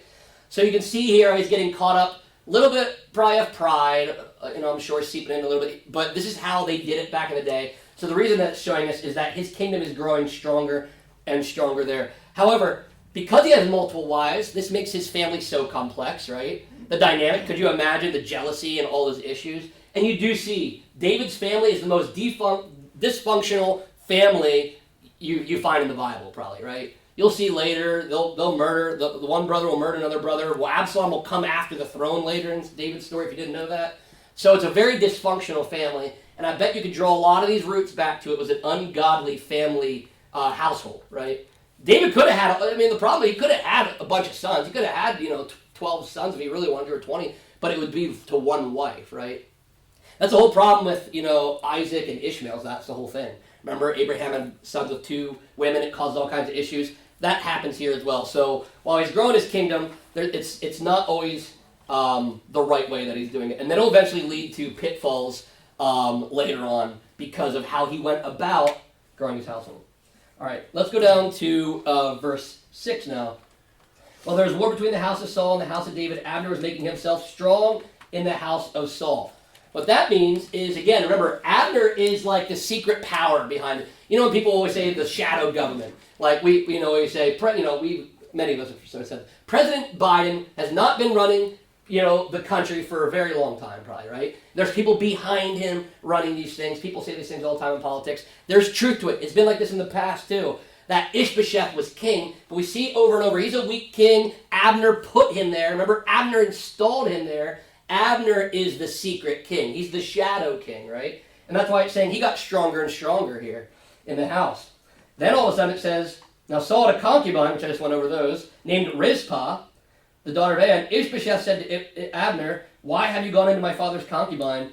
And then you see Abner gets very, very angry over all this accusations. And because of it, he says that he's going to accomplish for David what the Lord has sworn to him, right? And he goes on and on. I've showed steadfast love. I've helped your dad's house forever and ever. And you can see Abner's probably furious. Because of Abner's fury, we believe that it wasn't true. Because it doesn't really say, did he sleep with Rizpah or did he not? Ishbosheth's accusing him of sleeping with Rizpah, which was Saul's concubine. Now the first thing you'd say is, well, Saul's dead. So how does he, how does that link in? Who's Rizpah now, right? And that was kind of to honor out of Saul. Just, he's not supposed to touch the concubine, right? And if so, Ishbosheth would have access. The reason being, when you slept with a concubine, just like David had a bunch of wives there, when you slept with a concubine of another king, it meant you were trying to take his throne. We don't know that. We've lost touch with these kind of things. But what that would have meant, if he would have slept with Rizpah, it would have said, I am taking the throne from Ishbosheth and Saul. I will be the leader over them. So that's why Ishbosheth's accusing him of this. And we don't think it's true because of Abner's response. And because he has been pretty steadfast. And now he is, maybe it would have crossed his mind eventually to do, but I don't think he did it. And he had done the right thing, and he was using Ishbosheth probably as a shield, as a prop. He could do whatever he wants, and then Ishbosheth, could fall for all the issues anyway. But he turns to David because he's kind of upset about this. And he's going to give everything he has, all the power. He's going to completely flip to David because he is sick of Ishbosheth, right? And why would Ishbosheth make this up? Because I think he did make it up. Does anybody have any guess? Why would Ishbosheth make anything like this up? Because it ends up backfiring on him? Anybody have any guesses? Well, I think my one thing would be that what the other verse said is that Abner was making himself strong in the house of Saul. Ishbosheth saw this, I'm sure. Ishbosheth, at some point, I mean, it's 2 years deep now, I'm sure he understands, I'm not really in charge here, Abner's in charge here, and he's noticing Abner's getting stronger and stronger. And Ishbosheth never set to be king, but he was made king, and I imagine after you're king for 2 years, you kind of like it. And you know what I mean? And he's noticing that Abner's getting stronger and stronger, and honestly, Abner's a better warrior than Ishbosheth. Ishbosheth hasn't gone through any of this stuff. Abner's probably going to he's going to be more wise than him. He's going to be able to do all these things. So his only way to take him out is to make up a lie. This happens a lot. To make up a rumor and a lie so that Abner could maybe be killed by his guys and Ishbosheth could still be king. I think Ishbosheth was so worried that Abner's power is growing, and Ishbosheth was eventually, he saw the writing on the wall. He's not in charge. So when Abner wants it, he can take it. He's worried, and it's his last-ditch effort, I think, which completely backfires because look at verse 11. After he says, he's going to make him from Dan to Beersheba. That means from north to south. Dan's the most northern town. Beersheba is the southern town. He's going to make David king of the north and all the way from north to south, basically. And verse 11. And Ishbosheth could not answer Abner another word because he feared him. He realized he made a mistake.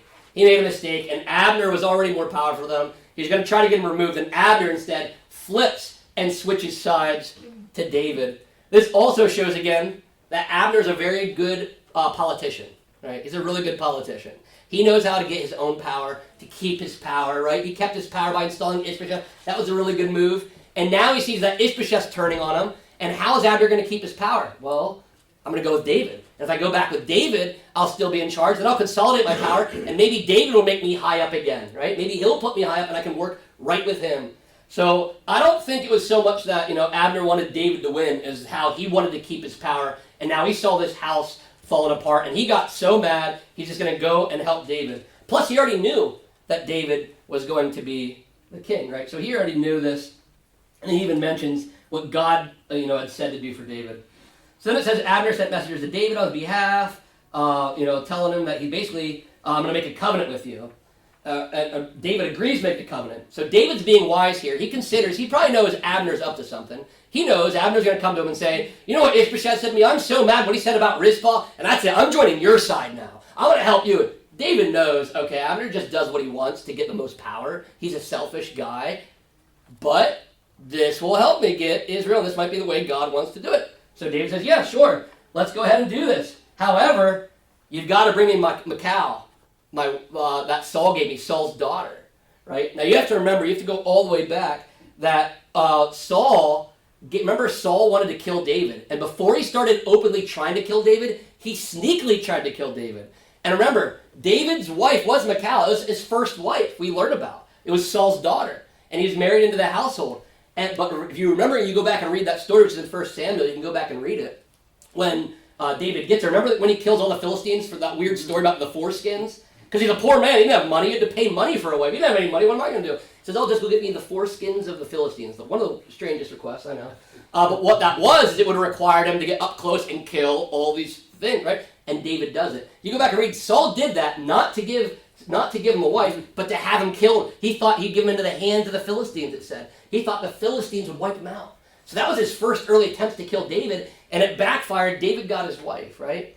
But when Saul actually started openly attacking David had to run and hide, so he gave his wife, his daughter, said, oh, well, David's not your husband now. I'm going to give you to Paltiel, some guy in my kingdom, so that's your husband now. And that's what had happened. But then we see here that he wants her back. David then sends messengers to Ishbosheth, saying, give me my wife Michal, for whom I paid the bridal price of 100 foreskins of the Philistines. And Ishbosheth sent and took her from her husband, Paltiel, the son of Laish. But her husband went with her, weeping after all the way to Baharim. Then Abner said to him, go, return. This is one of the saddest parts. Sometimes there's stories in the Bible, you're like, man, that's just awful the way that had to go down, right? Because David technically is right. That's his wife, technically, right? That was robbed from him, given to another man. Paltiel probably knew under the circumstances, I guess. I don't know, but years have gone by now. Decades have gone by now. They've been married for a long, long time. Seems like Paltiel really loves her. So why is David doing this, right? That kind of seems heartless. Like, David, we just read, you have 6 women. You're getting really greedy. Why do you need the 7th woman? This guy's just happy he has a wife. He's crying over, why would you do this? Well, going back to the Rizpah thing, David did this as a mark of that he was taking full power over Saul's house again. It was a symbol of I am now over Israel just like Saul was, and that's why I'm taking my wife back. That's why I'm taking Michal back, because I am now the rightful king.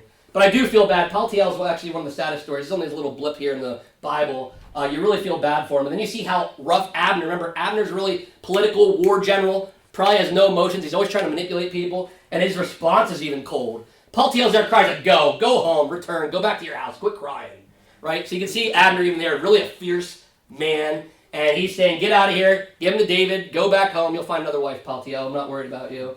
So you feel bad for Paltiel, but that's why I think David did that, because otherwise you'd say, man, David's kind of a jerk, right? He just has all those women, we just learned about all those children, he wants another one. How sick is that, right? But it was really, again, a political, you have to understand, politics was very different back then, and this is a political power move. Thank the Lord they don't do this stuff anymore. It would get ugly, right? All right, so then we continue on. Verse 17, Abner conferred with the elders of Israel, saying, look at this. For some time past, you have been seeking David as king over you. Now then bring it about. Isn't that interesting? So Abner, first off, this is why it was important Abner went to Israel. Because if David went there, he's still kind of an enemy, right? So this is like, their leader going to them and saying, hey guys, it's okay. We're going to give our power over to David. We're going to consolidate. That's why David doesn't go there and do it. That's why he does it. But I like what Abner, it's interesting what he says there. For some time past, you've been seeking David as king over you. So, this happens, right? This happens sometimes. I mean, just like in our country it does. You might have a leader, but you kind of grumble about it. Like, I wish we would have this other, I wish we would just have David. Like, why can't we have David? Oh, well, Ishbosheth's in charge. Whatever. But, David's supposed to be king, and God said David would be king. So they grumbled about it, and they even knew probably, God said David should be king. Ishbosheth shouldn't be king. But we're here, and we'll just kind of let things go. So it shows how, when you know the right things that are to be done, they knew that God installed him. They should have installed him as king. They should have never followed Ishbosheth. They knew this deep down. The whole land knew this. And they would whisper to each other and talk about it to each other, right? And Abner comes and says, hey guys, I know this is not new to you. I know you already wanted David as king. I know we've already been talking about it silently when Ishbosheth's not around. We're just doing it. We're going to do it now. Join me. We're making it happen. And that's how it happens. And it says he spoke to all Benjamin as well, because remember, Benjamin's going to be part of Judah later. So basically, all the tribes there, and the whole house of Benjamin thought good to do it. So everybody from Israel, Benjamin, all of them, they agree, because of course, they've been talking about it for 2 years now, right? Then it says, verse 20, when Abner came with 20 men to David at Hebron, David made a feast for Abner and the men who were with him. And Abner said to David, I'll rise and go gather with all Israel.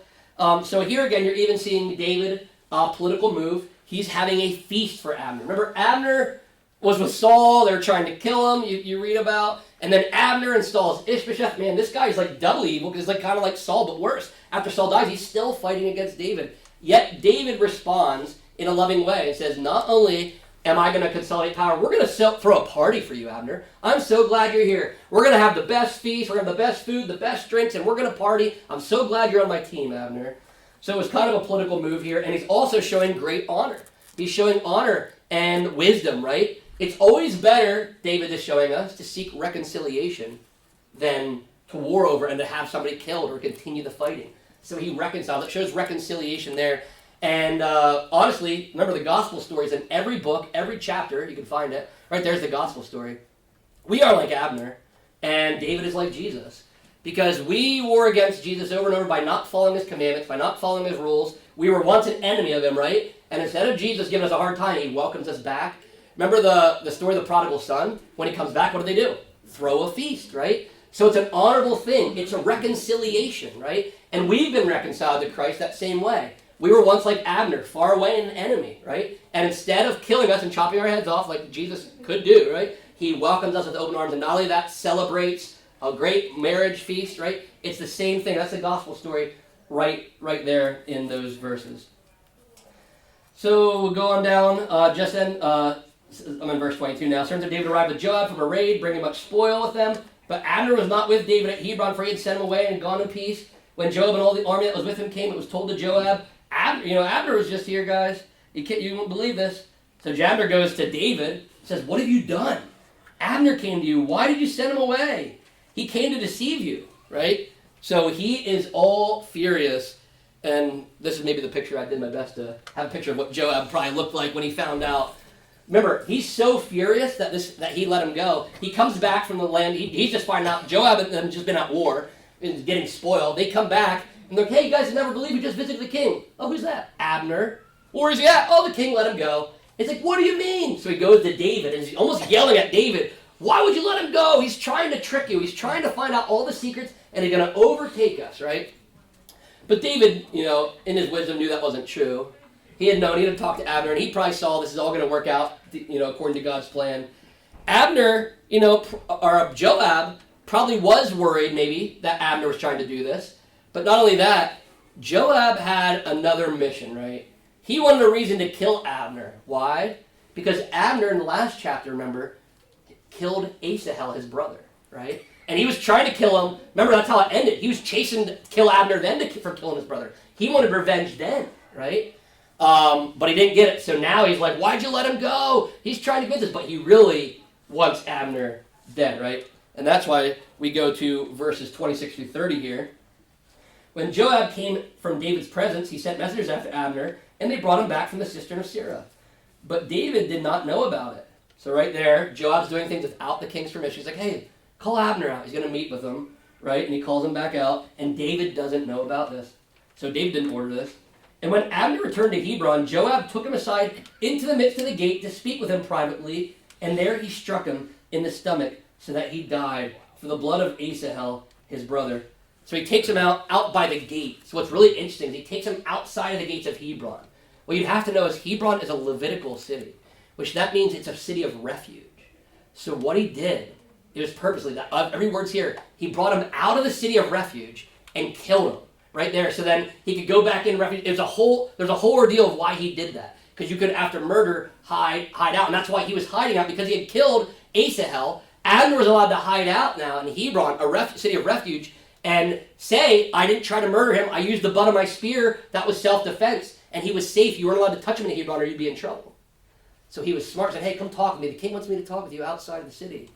So when he did it, it was a legal murder. You could kill him, and he was not protected because he was no longer in the city of refuge. So it was a manipulative tactic by Joab, but a spiteful one because he wanted revenge. And that's what we see. David welcomes Abner. He does reconciliation. Joab got revenge. And later on, you'll see this will come back on him. And it says, afterward, when David heard of it, he said, I and my kingdom are forever guiltless before the Lord for the blood of Abner, the son of Ner. May it fall upon the head of Joab and upon all his father's house. May the house of Joab never be without, look at this, one with a discharge, one who's leprous, who holds a spindle, who falls by the sword, or who lacks bread, who starves. So Joab and Abishai, his brother, killed Abner because he had put their brother Asahel to death in the battle at Gibeon. So that line there puts Abishai, that's Joab's brother, puts him in that. And Joab and Abishai were the two that were chasing him. So I'm sure Abishai was standing right there when the whole deal went down. Joab might be the one to stab him. Abishai was whole part of this whole little plot to kill him. But David, in his wisdom, he responds publicly and distances himself from this. He says, I had nothing to do with this, guys. I didn't know about this. I never told Joab and Abishai to do any of this. I am not with guilt. I am clean. I am free. And this is important because remember, Israel is just about to join him, right?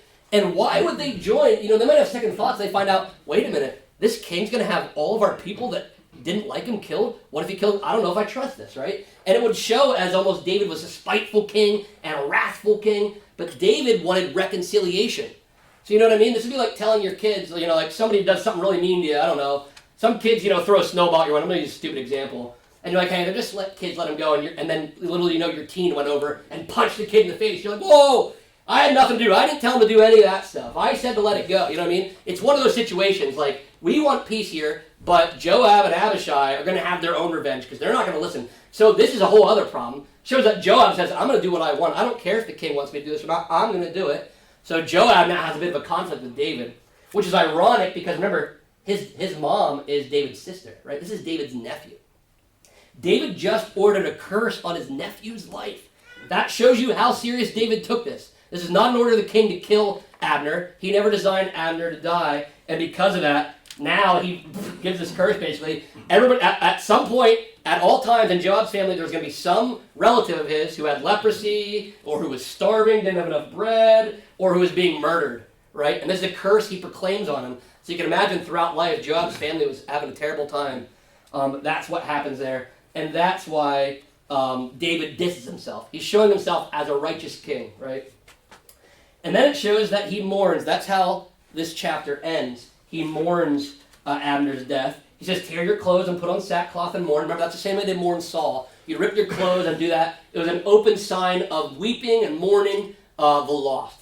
So not only is he saying, hey, I didn't have anything to do with that, he's now going above and beyond again, and he's going to mourn for Abner, right? And then he says, he writes another, I love it, he's such a songwriter. David is such a songwriter. All of his emotions, if you want to get things out, you can write things down in a diary or in poem or song form. David does that.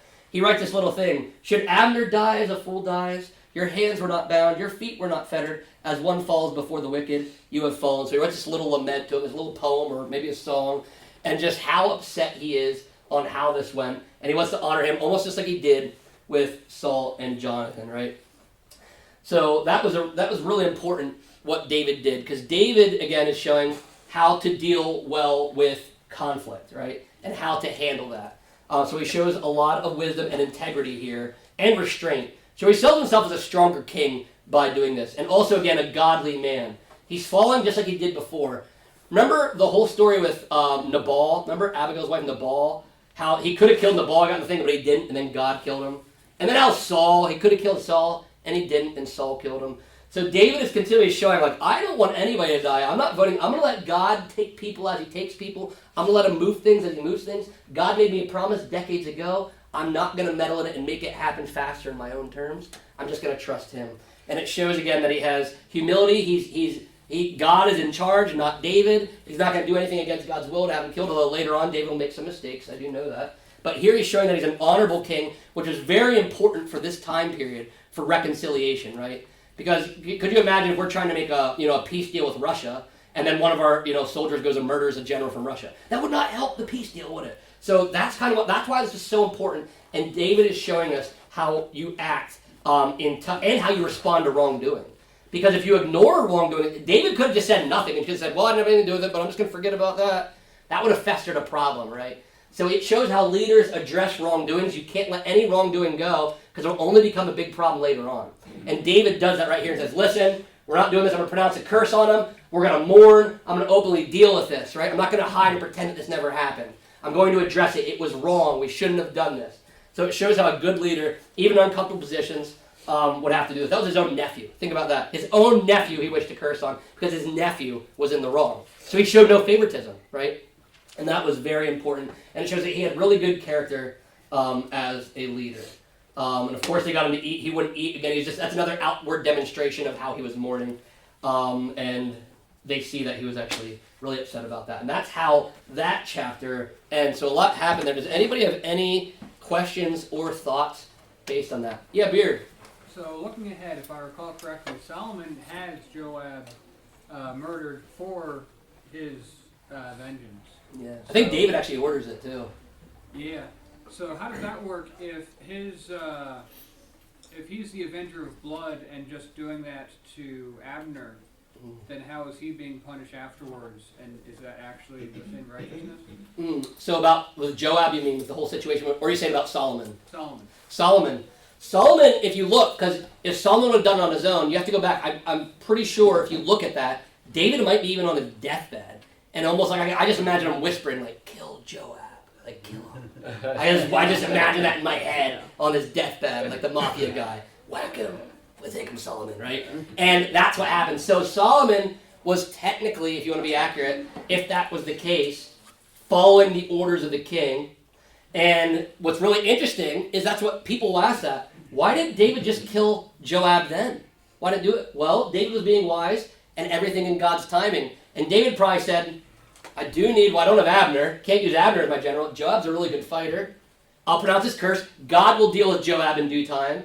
And I guess that due time was on David's deathbed because, fact checking me, but I'm pretty positive David orders that. So Joab this will be taken care of. If you stop reading now, you'll be like, oh, that's stupid. Joab got away with it. He does not get away with it. He does not get away with it, and what Beard just said is true. So, but it shows that David, he trusts God's timing. He is really patient, man, and he trusts God's timing probably better than most of us ever would.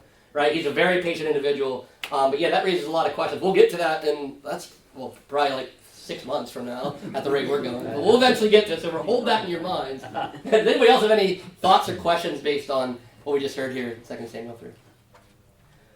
All right, well, thank you, everybody. Make sure to read ahead. 2 Samuel chapter 4, Lord willing, we'll be in next week. Until then, keep your lamps trimmed and burning. Keep reading those Bibles.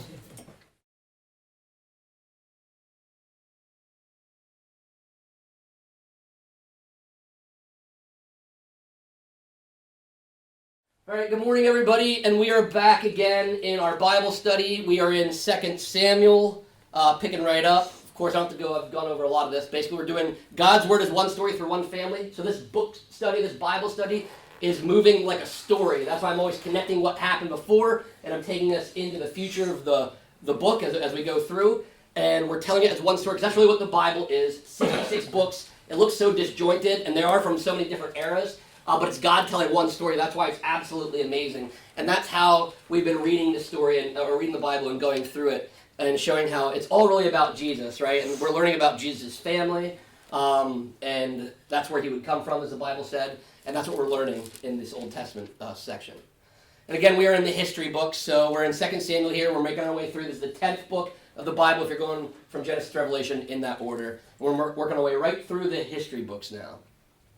And of course, just picking up from where our story left off before, we're going to go back to the end of 1 Samuel 28. Remember, Saul feared the Philistines. This is where basically the stories that we're going to talk about today, that we've been talking about the past couple weeks, stems from this. That's why we're reviewing this again. It's always good to remember. Saul was no longer hearing from the Lord. Remember, chapters before this, the Spirit of the Lord had already left Saul because he did not wipe out the Amalekites, which ironically remember, Amalekite ends up killing him, even though he's already going to die, but poetic justice. But Saul feared the Philistine army because God was not speaking to him, right? So he went to that, the medium, and it didn't end well. Samuel's spirit came up and said that him and his sons are basically going to die. And we remember that David was with the Philistines, which is still, like I say, one of the craziest things of the David story that not a lot of people talk about, that David actually left Israel and was living with the Philistines. The equivalent in our world would be an American general going to work with Russia or China or North Korea or something like that. It would be mind-blowing to us. And that's kind of what David did back then, right? So that's what was kind of wild. And God worked in all this to reject David. The Philistines reject David and say, go on, we don't want this guy here. And I think they were actually being wise. And God gave him some wisdom. David was going to fight, it seems like, for the Philistines. But luckily the Lord didn't allow that to happen. And then, of course, Saul and his sons were killed on Mount Gilboa, as we learned. And the men of Jabesh Gilead were the ones that rescued his body to show honor, because Saul had a relationship with them back earlier in 1 Samuel. So it kind of shows that the Jabesh Gilead were loyal men, which is why David talks to them later. Then 2 Samuel chapter 1, of course, we learned that David heard all about this because he was at Ziklag. Remember, he had to leave the war. Remember, he was going to march up into this war that Saul and Jonathan died in. Think about that. That's where David was marching, by the way. But he had to go back home because he got kicked out. And luckily that was the Lord, because remember, his wives and the children and everybody in this town in Ziklag were taken by the Amalekites. So he went down, took care of the Amalekites, and then when he came back, was hanging out in Ziklag for 3 days, and then he got this terrible news that Israel lost the war and worse off. Saul died and Jonathan died. And you'd imagine he'd be happy about Saul and sad about Jonathan, but he was sad about both. It shows that David trusts the Lord. David didn't want it to happen that way. We learned there, David wrote a nice, beautiful song for them to honor them, right? That's how we know. Usually you don't write about your enemy who's been trying to murder you. Think of somebody trying to murder attempt on you like 18 times, and then you write a beautiful song about how nice of a person they were at their funeral. Doesn't happen often, right? So that shows you the heart of David, and this is what God teaches us. Jesus taught us to, love your enemies, right? You can love people who love you back, but love your enemies. This is it right here. This is pretty pinnacle of loving your enemies. Somebody tries to murder you over and over and over, not by accident, and he writes a nice, beautiful song about him. So you can see God working in David's heart there, because I don't think a human heart can do that. And then, of course, we learned about how sad he was about Jonathan, his greatest friend of all time. And then, of course, we learned that David was anointed king of Judah, not all of Israel, Judah, and actually just the one tribe, because we learned that Benjamin actually still follows Saul. If you know anything about the northern and the southern kingdoms later on, the 10 tribes are in the north, and Benjamin and Judah are in the south. So it was basically 1 on 11, if you want to consider as far as tribes go. But David is anointed king of Judah because Ishbosheth was made king of Israel. Now, it is really interesting, as we were reading, it says, Ishbosheth was king for 2 years, and then David was king of Hebron for like 7.5 years. What they kind of mean there is it was still about a 7.5 year war from when Saul died till David, what we're going to read about today, happened. But what they believe is the reason it says Ishbosheth was only king for 2 years, it might have taken 5 years for the turmoil for him to actually be crowned, right? So that's what we think is going on there. But the long war with Saul's house and David's house continues on as Ishbosheth's made king by Abner. Remember, Abner is the real force behind this. Abner was like the war general. He's the commander of Saul's army, and he was really the one. He didn't want to lose his power, right? It'd be similar like in if our government, somebody and the commander was going to lose their job, the next administration's coming in, and they want to keep it, so they're going to fight for it. That's kind of what happened here, and he propped up Ishbosheth, Saul's son, who was 40 years old. We learn, and then of course there was this awful battle of Gibeon.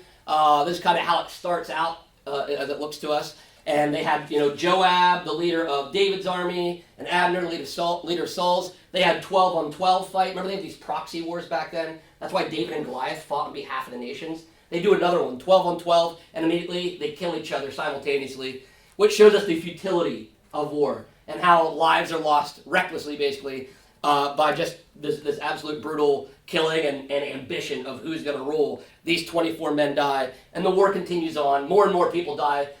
We learned that David lost one for every 18, I think it was, that Saul's house lost. And Asahel, remember the fastest warrior that David had, he chases after Abner. He's going to kill Abner for propping up Ishbosheth and keeping this war going with David. And Abner tries to stop him. Remember, he doesn't want to face his brother. He says, I can't face your brother if I have to kill you. And we learn that Abner does kill him, but with the butt of the spear, which is a defensive thing. Like I said, it's rather than shooting somebody with a gun, it'd be like spinning it around and fending somebody off, right? So it seems like a defensive position. I think that's why it's labeled like that and worded like that. So Asahel kind of had it coming. And this is what happens if, Asahel didn't really ask God if he should kill Abner, right? He just went with it and ran right after it. And it shows the dangers of being too ambitious and being too wild. And also, God maybe didn't want him to kill him like this. And it ends up coming back on Asahel. Abner survives. And that's how that went. Then last week is where we learned that Abner had joined David. Remember, Ishbosheth's kind of getting nervous. Abner's getting stronger in the house of Saul, even though Saul's house is getting weaker. Abner's basically at this point the shadow king, right? He's the shadow government. And Ishbosheth knows this, and he accuses him of sleeping with a concubine of Saul's. And the reason that was a problem, because when you slept with a concubine of a king, that meant you were stealing their throne. And Ishbosheth accuses Abner of trying to steal the throne. Like, how dare you sleep with Rizpah? That was my father's concubine. And Abner gets furious, which leads us to think he didn't do it. But we don't know, but it seems that he didn't do it. And he was furious about all this and said, you know what, that's it, Ishbosheth, I'm joining David. I'm going to help David get this. Clearly, you're weak and you're paranoid. And he's probably paranoid. It's one of those things that he knew he was weak. He knew Abner was really the boss, and he was kind of paranoid, and he was probably worried if he did step in and stop Abner soon, Abner would just take over as king. But that ends up being not good, and Ishbosheth, it says, was actually scared. So you can see Abner still doesn't have the power. He got scared when Abner said, oh, I'm joining David, and we're taking you down. And then we learned, after Abner went and talked to David, remember he talked to him and said, hey, we're going to make a partnership. And David in his wisdom said, all right, let's do it. Let's make a partnership. You'll help me get Israel, and we'll do that. And Abner gave this nice speech to the leaders of Israel and said, I know you guys have always been rumbling about how you wanted David as a king. We just got to make it happen. So we learned that they already knew Ishbosheth, kind of a weak leader. I don't really know. David was a really good leader. And there was these murmurs in the northern tribes about it. And Joab gives him a speech. And that's important that it wasn't David, because Joab was able to talk to them about this. And then, of course, we learned that Joab murdered Abner out of the spite for Asahel. And he took revenge on him, and David was not happy about it, right? He publicly ridiculed him for it, basically said, I have nothing to do with this, the blood is not in my hands, that's not how we're supposed to do this.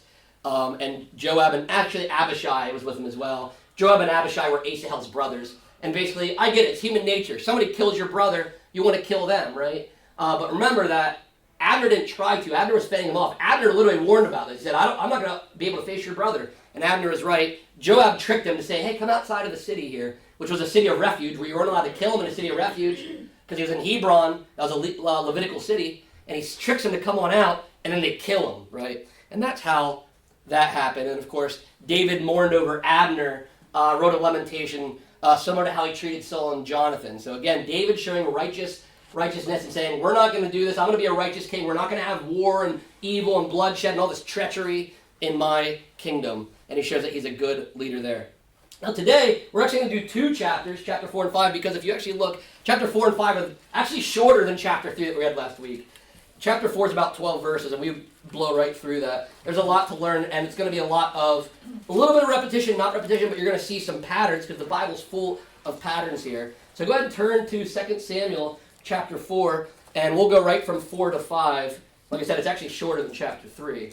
But we're going to go ahead and read that. So this is where Ishbosheth, it really gets bad for him. So 2 Samuel chapter 4. When Ishbosheth, Saul's son, heard that Abner had died at Hebron, his courage failed, and all Israel was dismayed. Now Saul's son had 2 men who were captains of raiding bands. The name of the one was Baana, and the name of the other Rechab, sons of Rimmon, a man of Benjamin from Beeroth. For Beeroth also is counted part of Benjamin. The Beerothites fled to Gittaim, and have been sojourners there to this day. Jonathan, the son of Saul, had a son who was crippled in his feet. He was 5 years old when the news about Saul and Jonathan came from Jezreel, and his nurse took him up and fled. And as she fled in her haste, he fell and became lame. And his name was Mephibosheth. Now the sons of Rimmon, the Beerothite, Rechab and Baana, set out, and about the heat of the day they came to the house of Ishbosheth, as he was taking his noonday rest. And they came into the midst of the house, as if to get wheat, and they stabbed him in the stomach. Then Rechab and Baana, his brother, escaped. When they came into the house, as he lay on his bed in his bedroom, they struck him and put him to death and beheaded him. They took his head and went by the way of the Arabah all night, and brought the head of Ishbosheth to David at Hebron. And they said to the king, "Here's the head of Ishbosheth, the son of Saul, your enemy, who sought your life. The Lord has avenged my lord the king this day on Saul and on his offspring." But David answered Rechab and Baana his brother, the sons of Rimmon the Beerothite, "As the Lord lives, who has redeemed my life out of every adversity, when one told me, 'Behold, Saul is dead,' and thought he was bringing good news, I seized him and killed him at Ziklag, which was the reward I gave him for his news. How much more, when wicked men have killed a righteous man in his own house, on his bed, shall I not now require his blood at your hand and destroy you from the earth?" And David commanded his young men, and they killed them, and cut off their hands and feet, and hanged them beside the pool at Hebron. But they took the head of Ishbosheth and buried it in the tomb of Abner at Hebron. And that's chapter 4. Now we'll go right into chapter 5. We'll keep on going here. Chapter 5, verse 1. Then all the tribes of Israel came to David at Hebron and said, "Behold, we are your bone and flesh. In times past, when Saul was king over us, it was you who led us out and brought in Israel. And the Lord said to you, 'You shall be shepherd of my people Israel, and you shall be prince over Israel.' So all the elders of Israel came to the king at Hebron, and King David made a covenant with them at Hebron before the Lord, and they anointed David king over Israel. David was 30 years old when he began to reign, and he reigned 40 years. At Hebron he reigned over Judah 7 years and 6 months, and at Jerusalem he reigned over all Israel and Judah 33 years. And the king and his men went to Jerusalem against the Jebusites, the inhabitants of the land, who said to David, 'You will not come in here, but the blind and the lame will ward you off,' thinking David cannot come in here. Nevertheless, David took the stronghold of Zion, that is, the city of David. And David said on that day, 'Whoever would strike the Jebusites, let him get up the water shaft to attack the lame and the blind, who are hated by David's soul. Therefore it is said, the blind and the lame shall not come into the house.' And David lived in the stronghold and called it the city of David. And David built the city all around from the Millo inward. And David became greater and greater, for the Lord, the God of hosts, was with him. And Hiram, king of Tyre, sent messengers to David, and cedar trees, also carpenters and masons who built David a house. And David knew that the Lord had established him king over Israel, and that he had exalted his kingdom for the sake of his people Israel.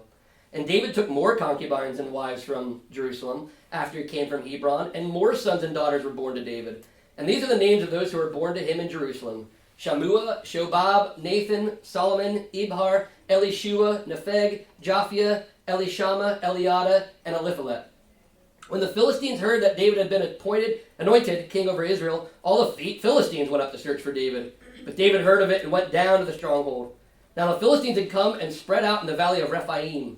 And David inquired of the Lord, "Shall I go up against the Philistines? Will you give them into my hand?" And the Lord said to David, "Go up, for I will certainly give the Philistines into your hand." And David came to Baal Perazim, and David defeated them there. And he said, the Lord has broken through my enemies before me like a breaking flood. Therefore, the name of that place is called Baal Perazim. And the Philistines left their idols there, and David and his men carried them away. And the Philistines came up yet again and spread out in the valley of Rephaim. And when David inquired of the Lord, he said, you shall not go up. Go around to their rear, and come against them opposite the balsam trees. And when you hear the sound of marching in the tops of the balsam trees, then rouse yourself. For then the Lord has gone out before you to strike down the army of the Philistines. And David did as the Lord commanded him, and struck down the Philistines from Geba to Gezer. All right, a lot happens there. A lot happens there. Let's break that down. All right, let's go back to chapter 4, and we're going to look at the first 12 verses where Ishbosheth is assassinated, and we learn a little bit about Mephibosheth's backstory. So right out the gate, look at the first verse where it says, when Ishbosheth, Saul's son, heard that Abner had died at Hebron, his courage failed, and all Israel was dismayed. So right there, again, we're seeing that. Remember before, he was scared when Abner came to him and said, I'm going to go give this to David. Now Abner's dead, and he's terrified, right? He's terrified. Look at, even Israel is dismayed. So even the people don't have faith or confidence in him. And this shows a difference between David and Ishbosheth. What is David doing all the time? He's asking God. He's trusting in God. He's cornered, and he's always trusting God. He was almost murdered, and he's asking God. Whereas Ishbosheth is doing what? Trusting man, right? He's trusting Abner. Abner's kind of become his God. What's going to happen? If Abner's not here, what am I going to do? And he's terrified because he doesn't trust in God. You can see that, or he wouldn't be worried about this. He'd actually look at his adversary. Remember, he wanted Abner. He was accusing Abner last chapter of sleeping with Rizpah. Now all of a sudden he's really worried that he's gone, and he's scared. It shows that he's a weak leader, and he's weak because he's trusting in man. And that's always going to lead to weakness. When you trust in man over God, that's what's going to happen. Now the next two verses.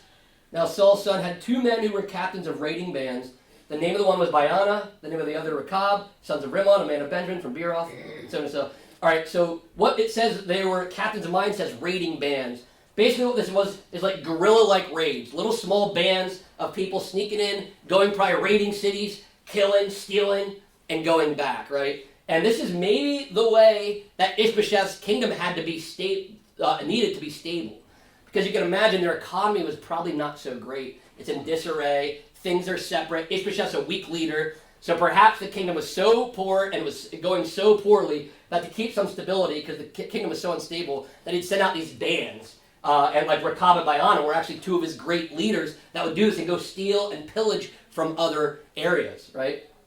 And it also kind of mentions here, it gives a little thing about Beeroth, where they're from, which is basically from Benjamin. What this is doing here is, if you remember, Saul is from the tribe of Benjamin.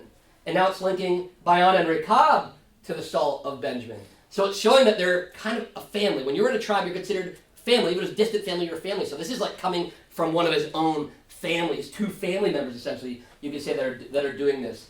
And when it says, Beeroth also is counterpart of Benjamin, the Beerothites fled to Gittaim and have been sojourners there to this day. It doesn't really explicitly say that, but what we think is the people in Beeroth, when they heard that Saul and Jonathan and all of them were dead, they freaked out because they knew what happens and they knew that David was supposed to be king. They knew they could be all killed. You never know how David's going to be ruthless. He was trying to be murdered. Who knows what's going to happen? And they ran to Gittaim, which ironically is in Philistia with the Philistines. And they were living as sojourners, kind of hiding out there. Interesting, kind of similar to what David did.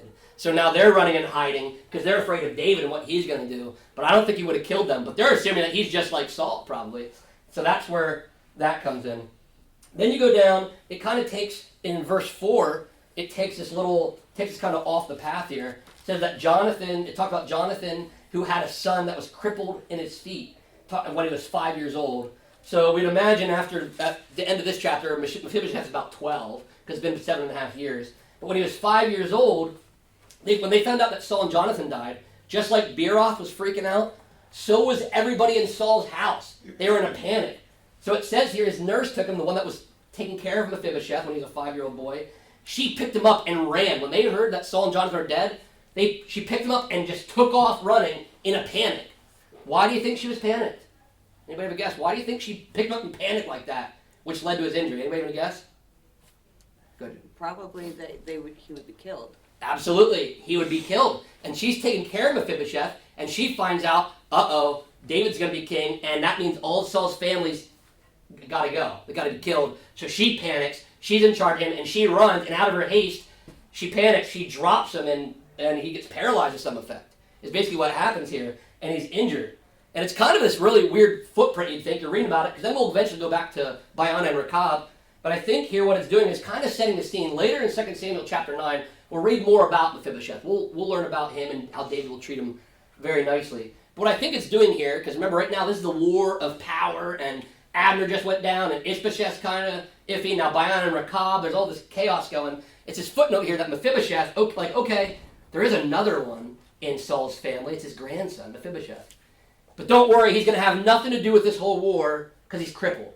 And back then, crippled meant weakness, was usually a sign of weakness. So you can look at it as Mephibosheth is a sign that Saul's family had been weakened. That's how they looked at it back then. But not only that, it's showing us Mephibosheth was not going to be a challenger to David because he was lame. So that was he was almost a non-threat, which in a strange way might have been a blessing for Mephibosheth. Had Mephibosheth never got dropped, perhaps he'd get involved in these wars of killing. And they'd prop him up, and he'd probably be a better choice than Ishbosheth. So it's really interesting that we see this, and there's a lot you can read into it. But I think it shows, one, that Saul's family was weakened, but two, that Mephibosheth was no longer a threat, right? And David actually, if you remember back in 1 Samuel 20, we don't have to go there, but 1 Samuel chapter 20, David actually made a covenant with Jonathan that he would show kindness to Jonathan's family too, right? So even if they would have tried to get Mephibosheth into this war, I think David would have taken it easy on Mephibosheth anyway. All right, so moving along to verses 5 and 6. It says, now the sons of Rimmon, Rechab and Baana, they set out by the heat of the day, it says, to Ishbosheth. They sneak in his noonday rest. They come in, they pretend to get wheat. That's their trick. Like, oh, hey, we're just going in the house to get some wheat. Like, all right, come on in. They were trusted individuals. They roll in, and they cowardly killed him. Now, what would happen, the reason that it says he's sleeping in the noonday heat, you can imagine living in the desert in the Middle East back then. It's really hot today. It was really hot back then. So it was common, after doing work in the morning, through the day, you would come home and rest. It was a common thing.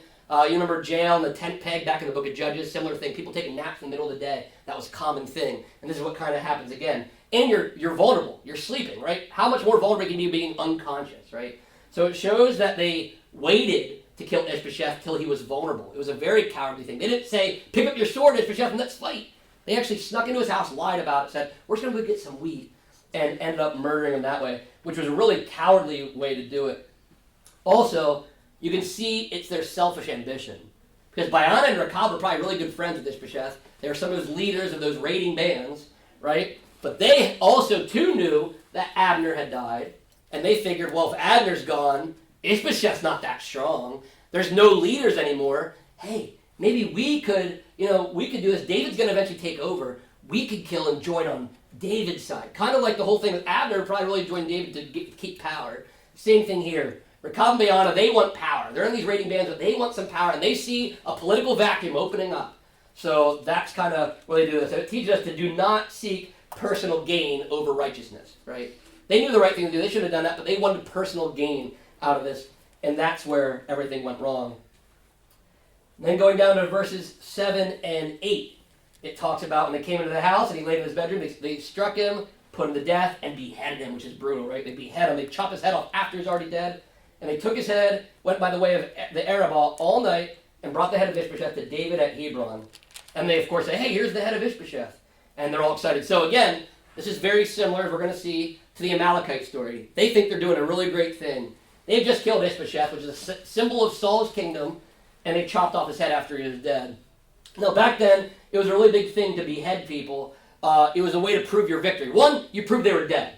They couldn't just lay there and play dead, right? You chop somebody's head off, they can't play dead anymore, right? So that was one of the reasons. But the other reason, as you've noticed in other stories, is they parade the heads around, they'd hang them up. And what that was, for many reasons, one, to show victory. Like victory over, remember, David did this, by the way. David cuts Goliath's head off after he's dead and holds it up. And that was a sign of victory. We have conquered. It's proof. It's proof you've killed him and conquered him, right?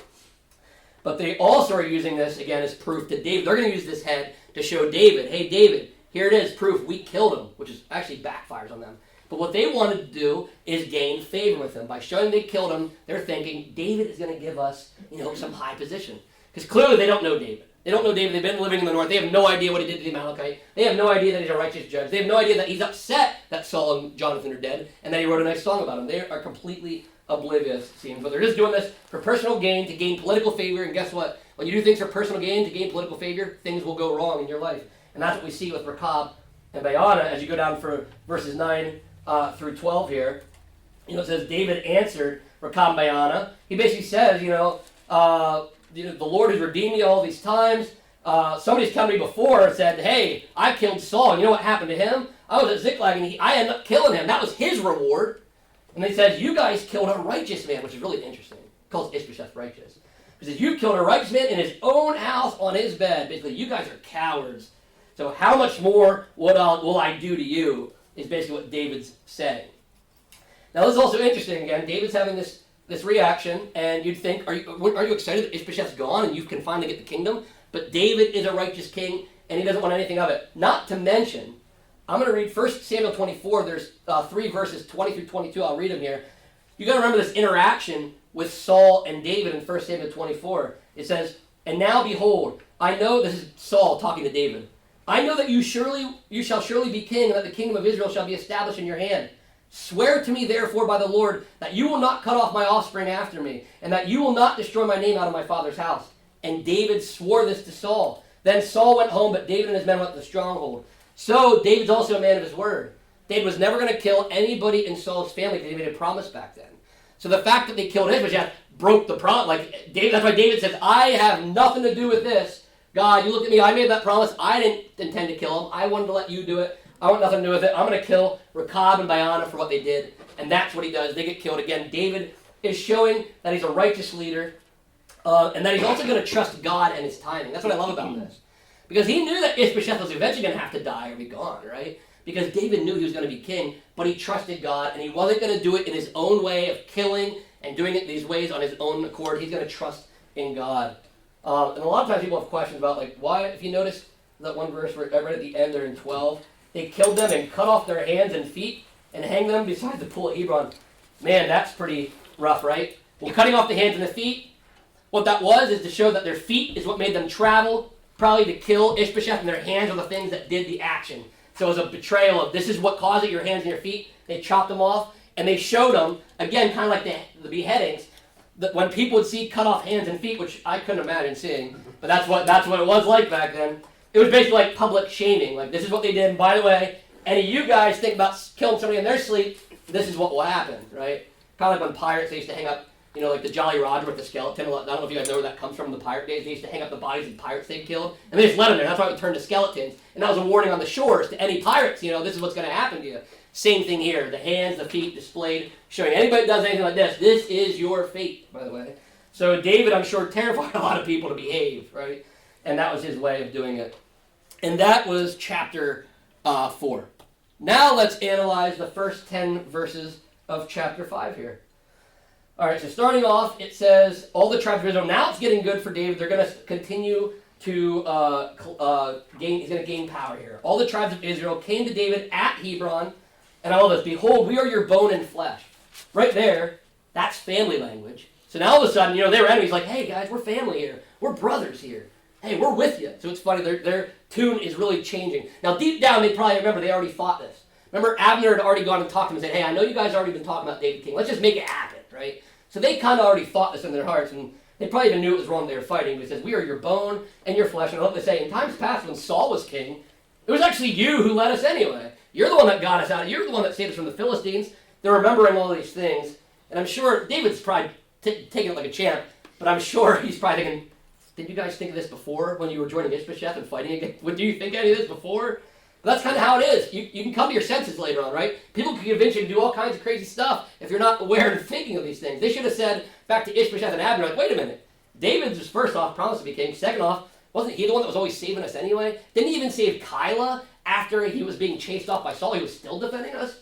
So they should have known this, and now they're kind of opening up to that. But I love here what they say. And the Lord said to you, you shall be shepherd of my people Israel, and you shall be prince over Israel. Now back then, it's actually interesting that kings were actually looked at as shepherds of their people. Now David's a literal shepherd. Remember, he was literally a shepherd before he did this. And now he's shepherding his people. But you can see this is a direct sign of Jesus again. Jesus is the true shepherd. He's the good shepherd, right? He's the good shepherd. He's the greatest king. David in his righteousness is just a small glimmer of what Jesus is going to be.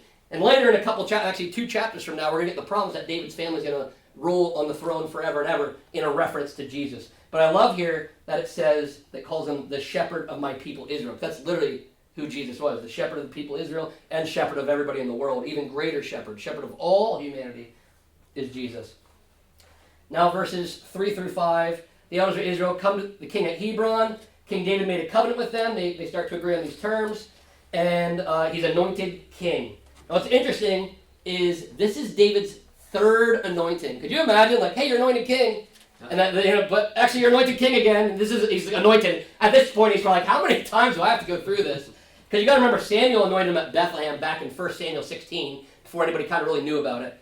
Then he was anointed. We talk about 2 Samuel chapter 2 by Judah. They anointed him, and now he's getting anointed by Israel. But what it's showing is every anointing is expanding and further his kingdom further and further. And again, this is like Jesus' kingdom. Is Jesus' kingdom here? Yes. But is it here? Not fully, right? That's exactly how it was with David's kingdom. This is a sign of how it was going to be with Jesus. Jesus is not, and had, Peter, I don't blame them, we would have done the same thing. But had Peter and John and all them done a bunch of these deep studies on 2 Samuel, they might have said, well, maybe Jesus' kingdom is going to be like David's. Maybe it's going to take a while, and time, there's going to be these battles and these wars and all this chaos before it fully comes in here.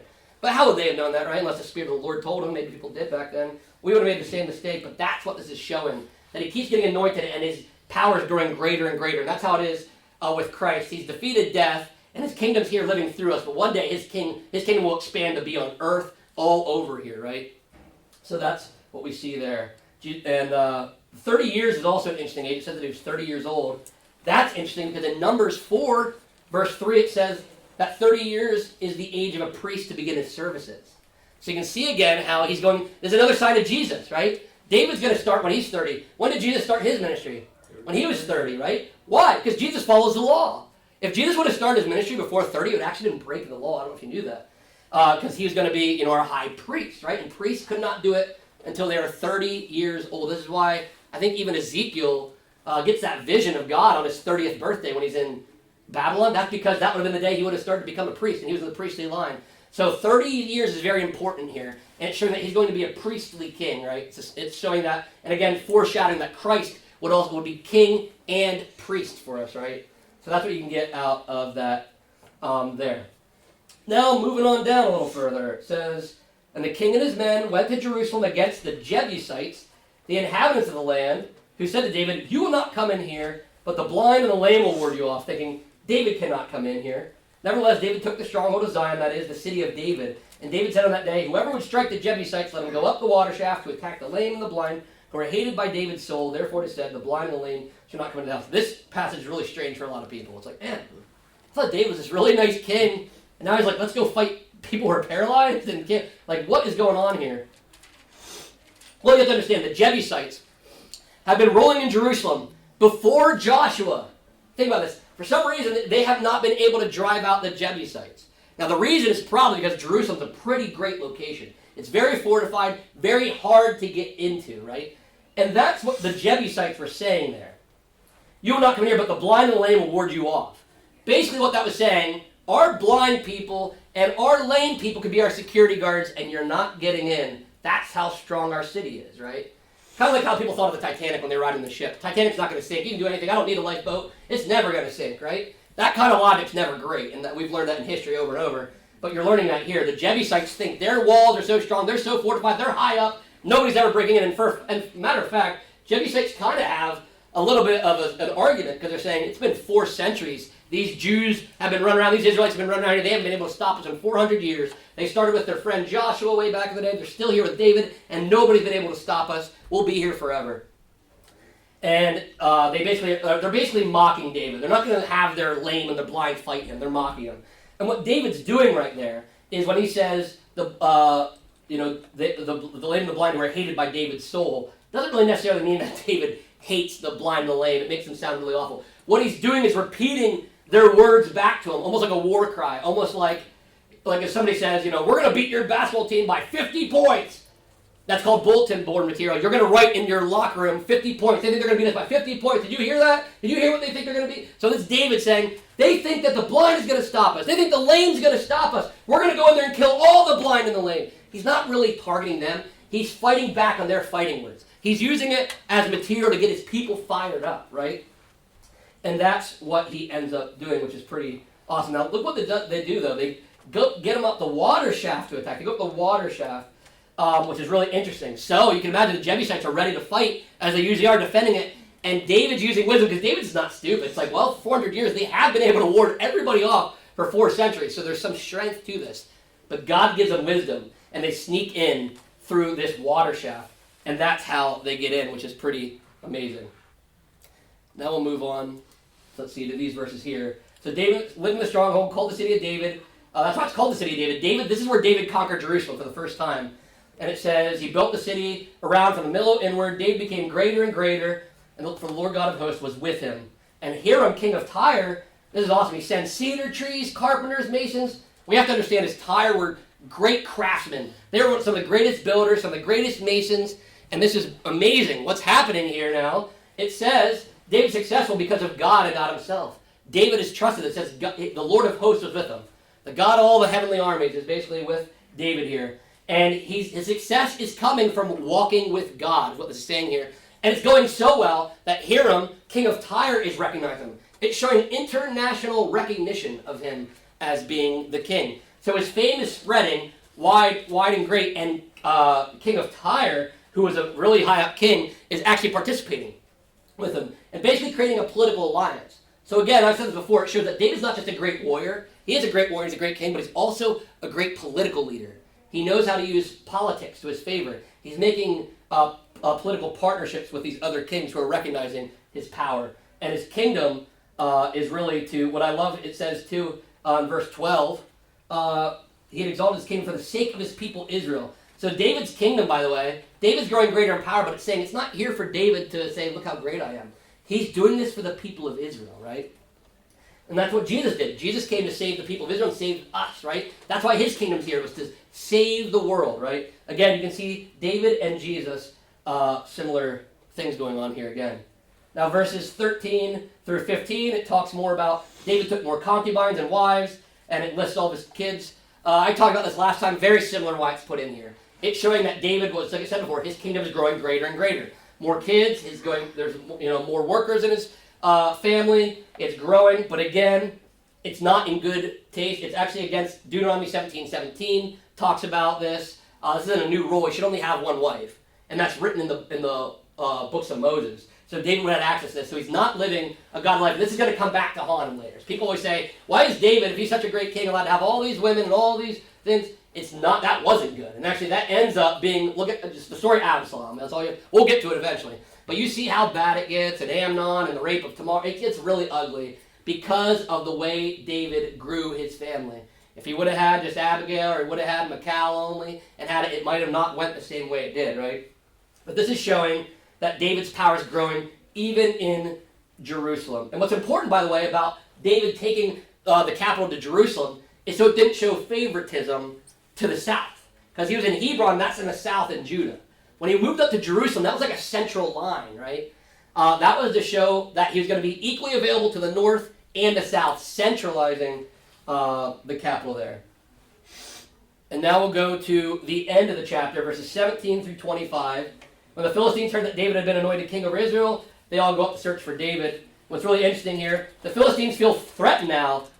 Now, they'd probably already felt a little threatened by David, right? About him becoming king, because remember, he was marching with them. They knew he was a great warrior, and he was king, but he was king of Judah, and they're having their civil war, right? Would the United States be that worried about Russia if Russia was fighting Russia? We'd kind of let them go for a while, right? Like, that's honestly how it is. Let them fight amongst themselves. I'm sure the Philistines thought. But now David has unified them. Now they're gaining power, right? Now the Philistines are a little bit worried again. Because he killed Goliath way back 15 to 20 years ago, however long it was. And he's now the leader of them, and he's done great things. He's killed 10,000 to 10,000, that song had gone around and said years and years ago. They had tolerated David up to that point, but now they are done with him. But I love here, David, you see, in this, relies on God through prayer again, right? So the Philistines are going to fight, and David, probably knows God's going to defeat the Philistines, but he's going to ask him, because he's a godly man. He knows you always go to God in prayer for all the important stuff. So he prays, and they basically say, God tells him to go up, and he's going to give him the hand. Certainly I'll give the Philistines into your hand. And David came to Baal Perazim, which means the breaking through. The Lord of breaking through is what that means. And the term he uses, a breaking flood. Flood meant chaos, and how can you stop a flood? There's no way stopping a flood, right? When the flood of Noah came, they couldn't hold the waters back, right? That shows you that there's so much power. It's unstoppable power, is what David's saying. The Philistines have been destroyed by God's unstoppable power. Nothing I did. God is like a flood, and nobody can stop him, what he does. And it carried them away, and that's what David is saying right here. Oops. And then, we got to get to these last 22 through 25. I went too far here. So then it happens one more time. The Philistines, after getting defeated at the valley of Rephaim, which Rephaim are giants, it's a whole other topic we can go on another time, they are going to come back again. The Philistines aren't done yet. They got beat that first war when they went up to Jerusalem, but now they're going to come back and fight again. Now David could have said, just like we would imagine, like, all right guys, let's do it again. They were here before, let's run the same playbook and wipe them out. God told me last time what we're going to do, and we're just going to do it. But David in his wisdom doesn't. David again shows us, I know I've been here before. I know last time I did it this way and it won, but I'm going to go and I'm going to check with God. And thank the Lord he does, because God says, don't go this time. Don't go up and fight him this time. Sneak behind them and wait until you hear the sound of marching in the tops of the balsam trees. Then go attack them. And that's exactly what happens. And it's really amazing. This shows you can't follow a formula. You can't pray to God until you get the answer and say, all right, God, I don't need to pray. I got the formula. I'm going to run the script. Because David had done that, they would have been conquered, right? This reminds me of when Joshua went to Ai after Jericho. He just goes in, and there's this whole problem. He didn't pray. Somebody had stolen something. They got defeated. Had Joshua prayed before he went in, God would say, no, you got to clear this up first, right? But he didn't. Joshua's seen this before back in the day. Maybe David was aware of that. But David knows, I pray to God with every important thing. Doesn't matter. It's new every time. Even though the Philistines is still a new time, a new day, and I got to pray to God. And he does. And David shows us that praying to God is the greatest thing you can do. And that you have to seek fresh guidance. You can't use old guidance. You got to use fresh guidance for everything that's popping up. But the sound in the balsam trees, which happens, right, is a sign of the holy spiritual armies. Very similar to in Joshua 5, when Joshua met the angel of the Lord, which I believe was pre-incarnate Jesus, before he goes into Jericho. Basically, God is saying, my armies are going to fight. It's going to look like you guys, but we're going to fight. And then Elisha later on in 2 Kings 6, remember when they're surrounded by the army and Elisha's servants all worried, like, oh no, they're going to attack. And Elisha's like, God, we just open his eyes. He has no idea. We just open his eyes, please. And he opens his eyes and he sees all these warriors. I think we're seeing that same army here, but they're hearing it. What's nice is the balsam trees, when a good wind would have came through, you would have heard the whoosh, the rustling of the leaves. So I'm sure it was nice, calm in the day, probably nice, peace and calm. They're waiting, and all of a sudden they hear this whoosh, like something's moving. Something's moving on top of the trees, which would have been the Lord's army. And I think that's what it was. Remember, God goes before us. God goes before us. We don't go and God follows us. God goes before us, and he's behind us, and he's all around us, right? But it's God going in to lead the battle. And when he knew that, David went in and David won the war, right? It says that David won from Geber to Gezer, which shows that was a large distance, by the way. It was showing that he didn't just win the battle there. They started to really wipe him out the further and further they went. That's what that's showing there. But it shows that David had to wait on God's timing again. He couldn't just go and fight. He had to wait on God's timing. And David is learning. He's not learning. He actually knows it by now. That you got to wait on God's timing. You don't do anything with a knee-jerk reaction. Not just because you've done it before. You trust in the Lord. And that is the end of 2 Samuel chapter 5.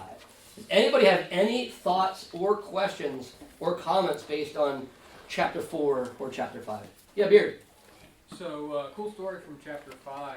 I was talking to a guy, and he was in Jerusalem, and he was working with someone else who was a big historian in Jerusalem. And others were looking for this well that David and his men climbed up to take the city.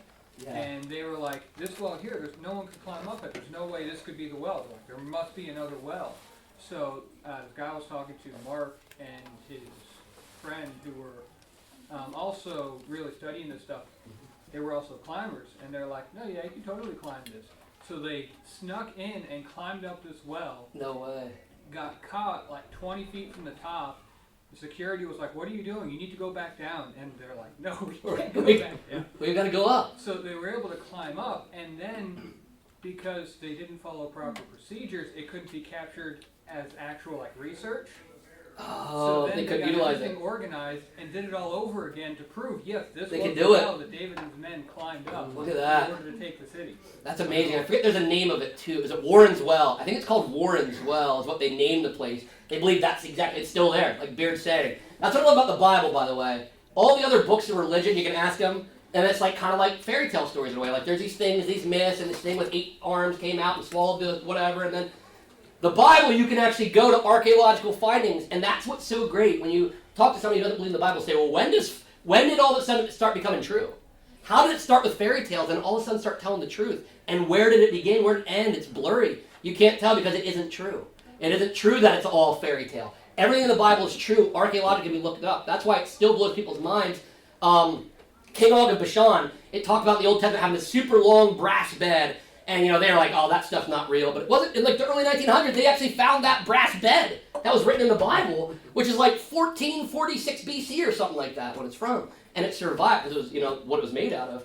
But it goes to show, when somebody doubts the Bible, say, why are all these archaeological finds from 2 Samuel, from all the way back in the books of Moses, why do we find them? Why are they there? Why do Jericho's walls, go look at this. Why do the secular historians say that? We're not saying that God did this, but the walls of Jericho seem to fall from an earthquake or something suddenly. The walls collapsed. By the way, go look that up. That's true.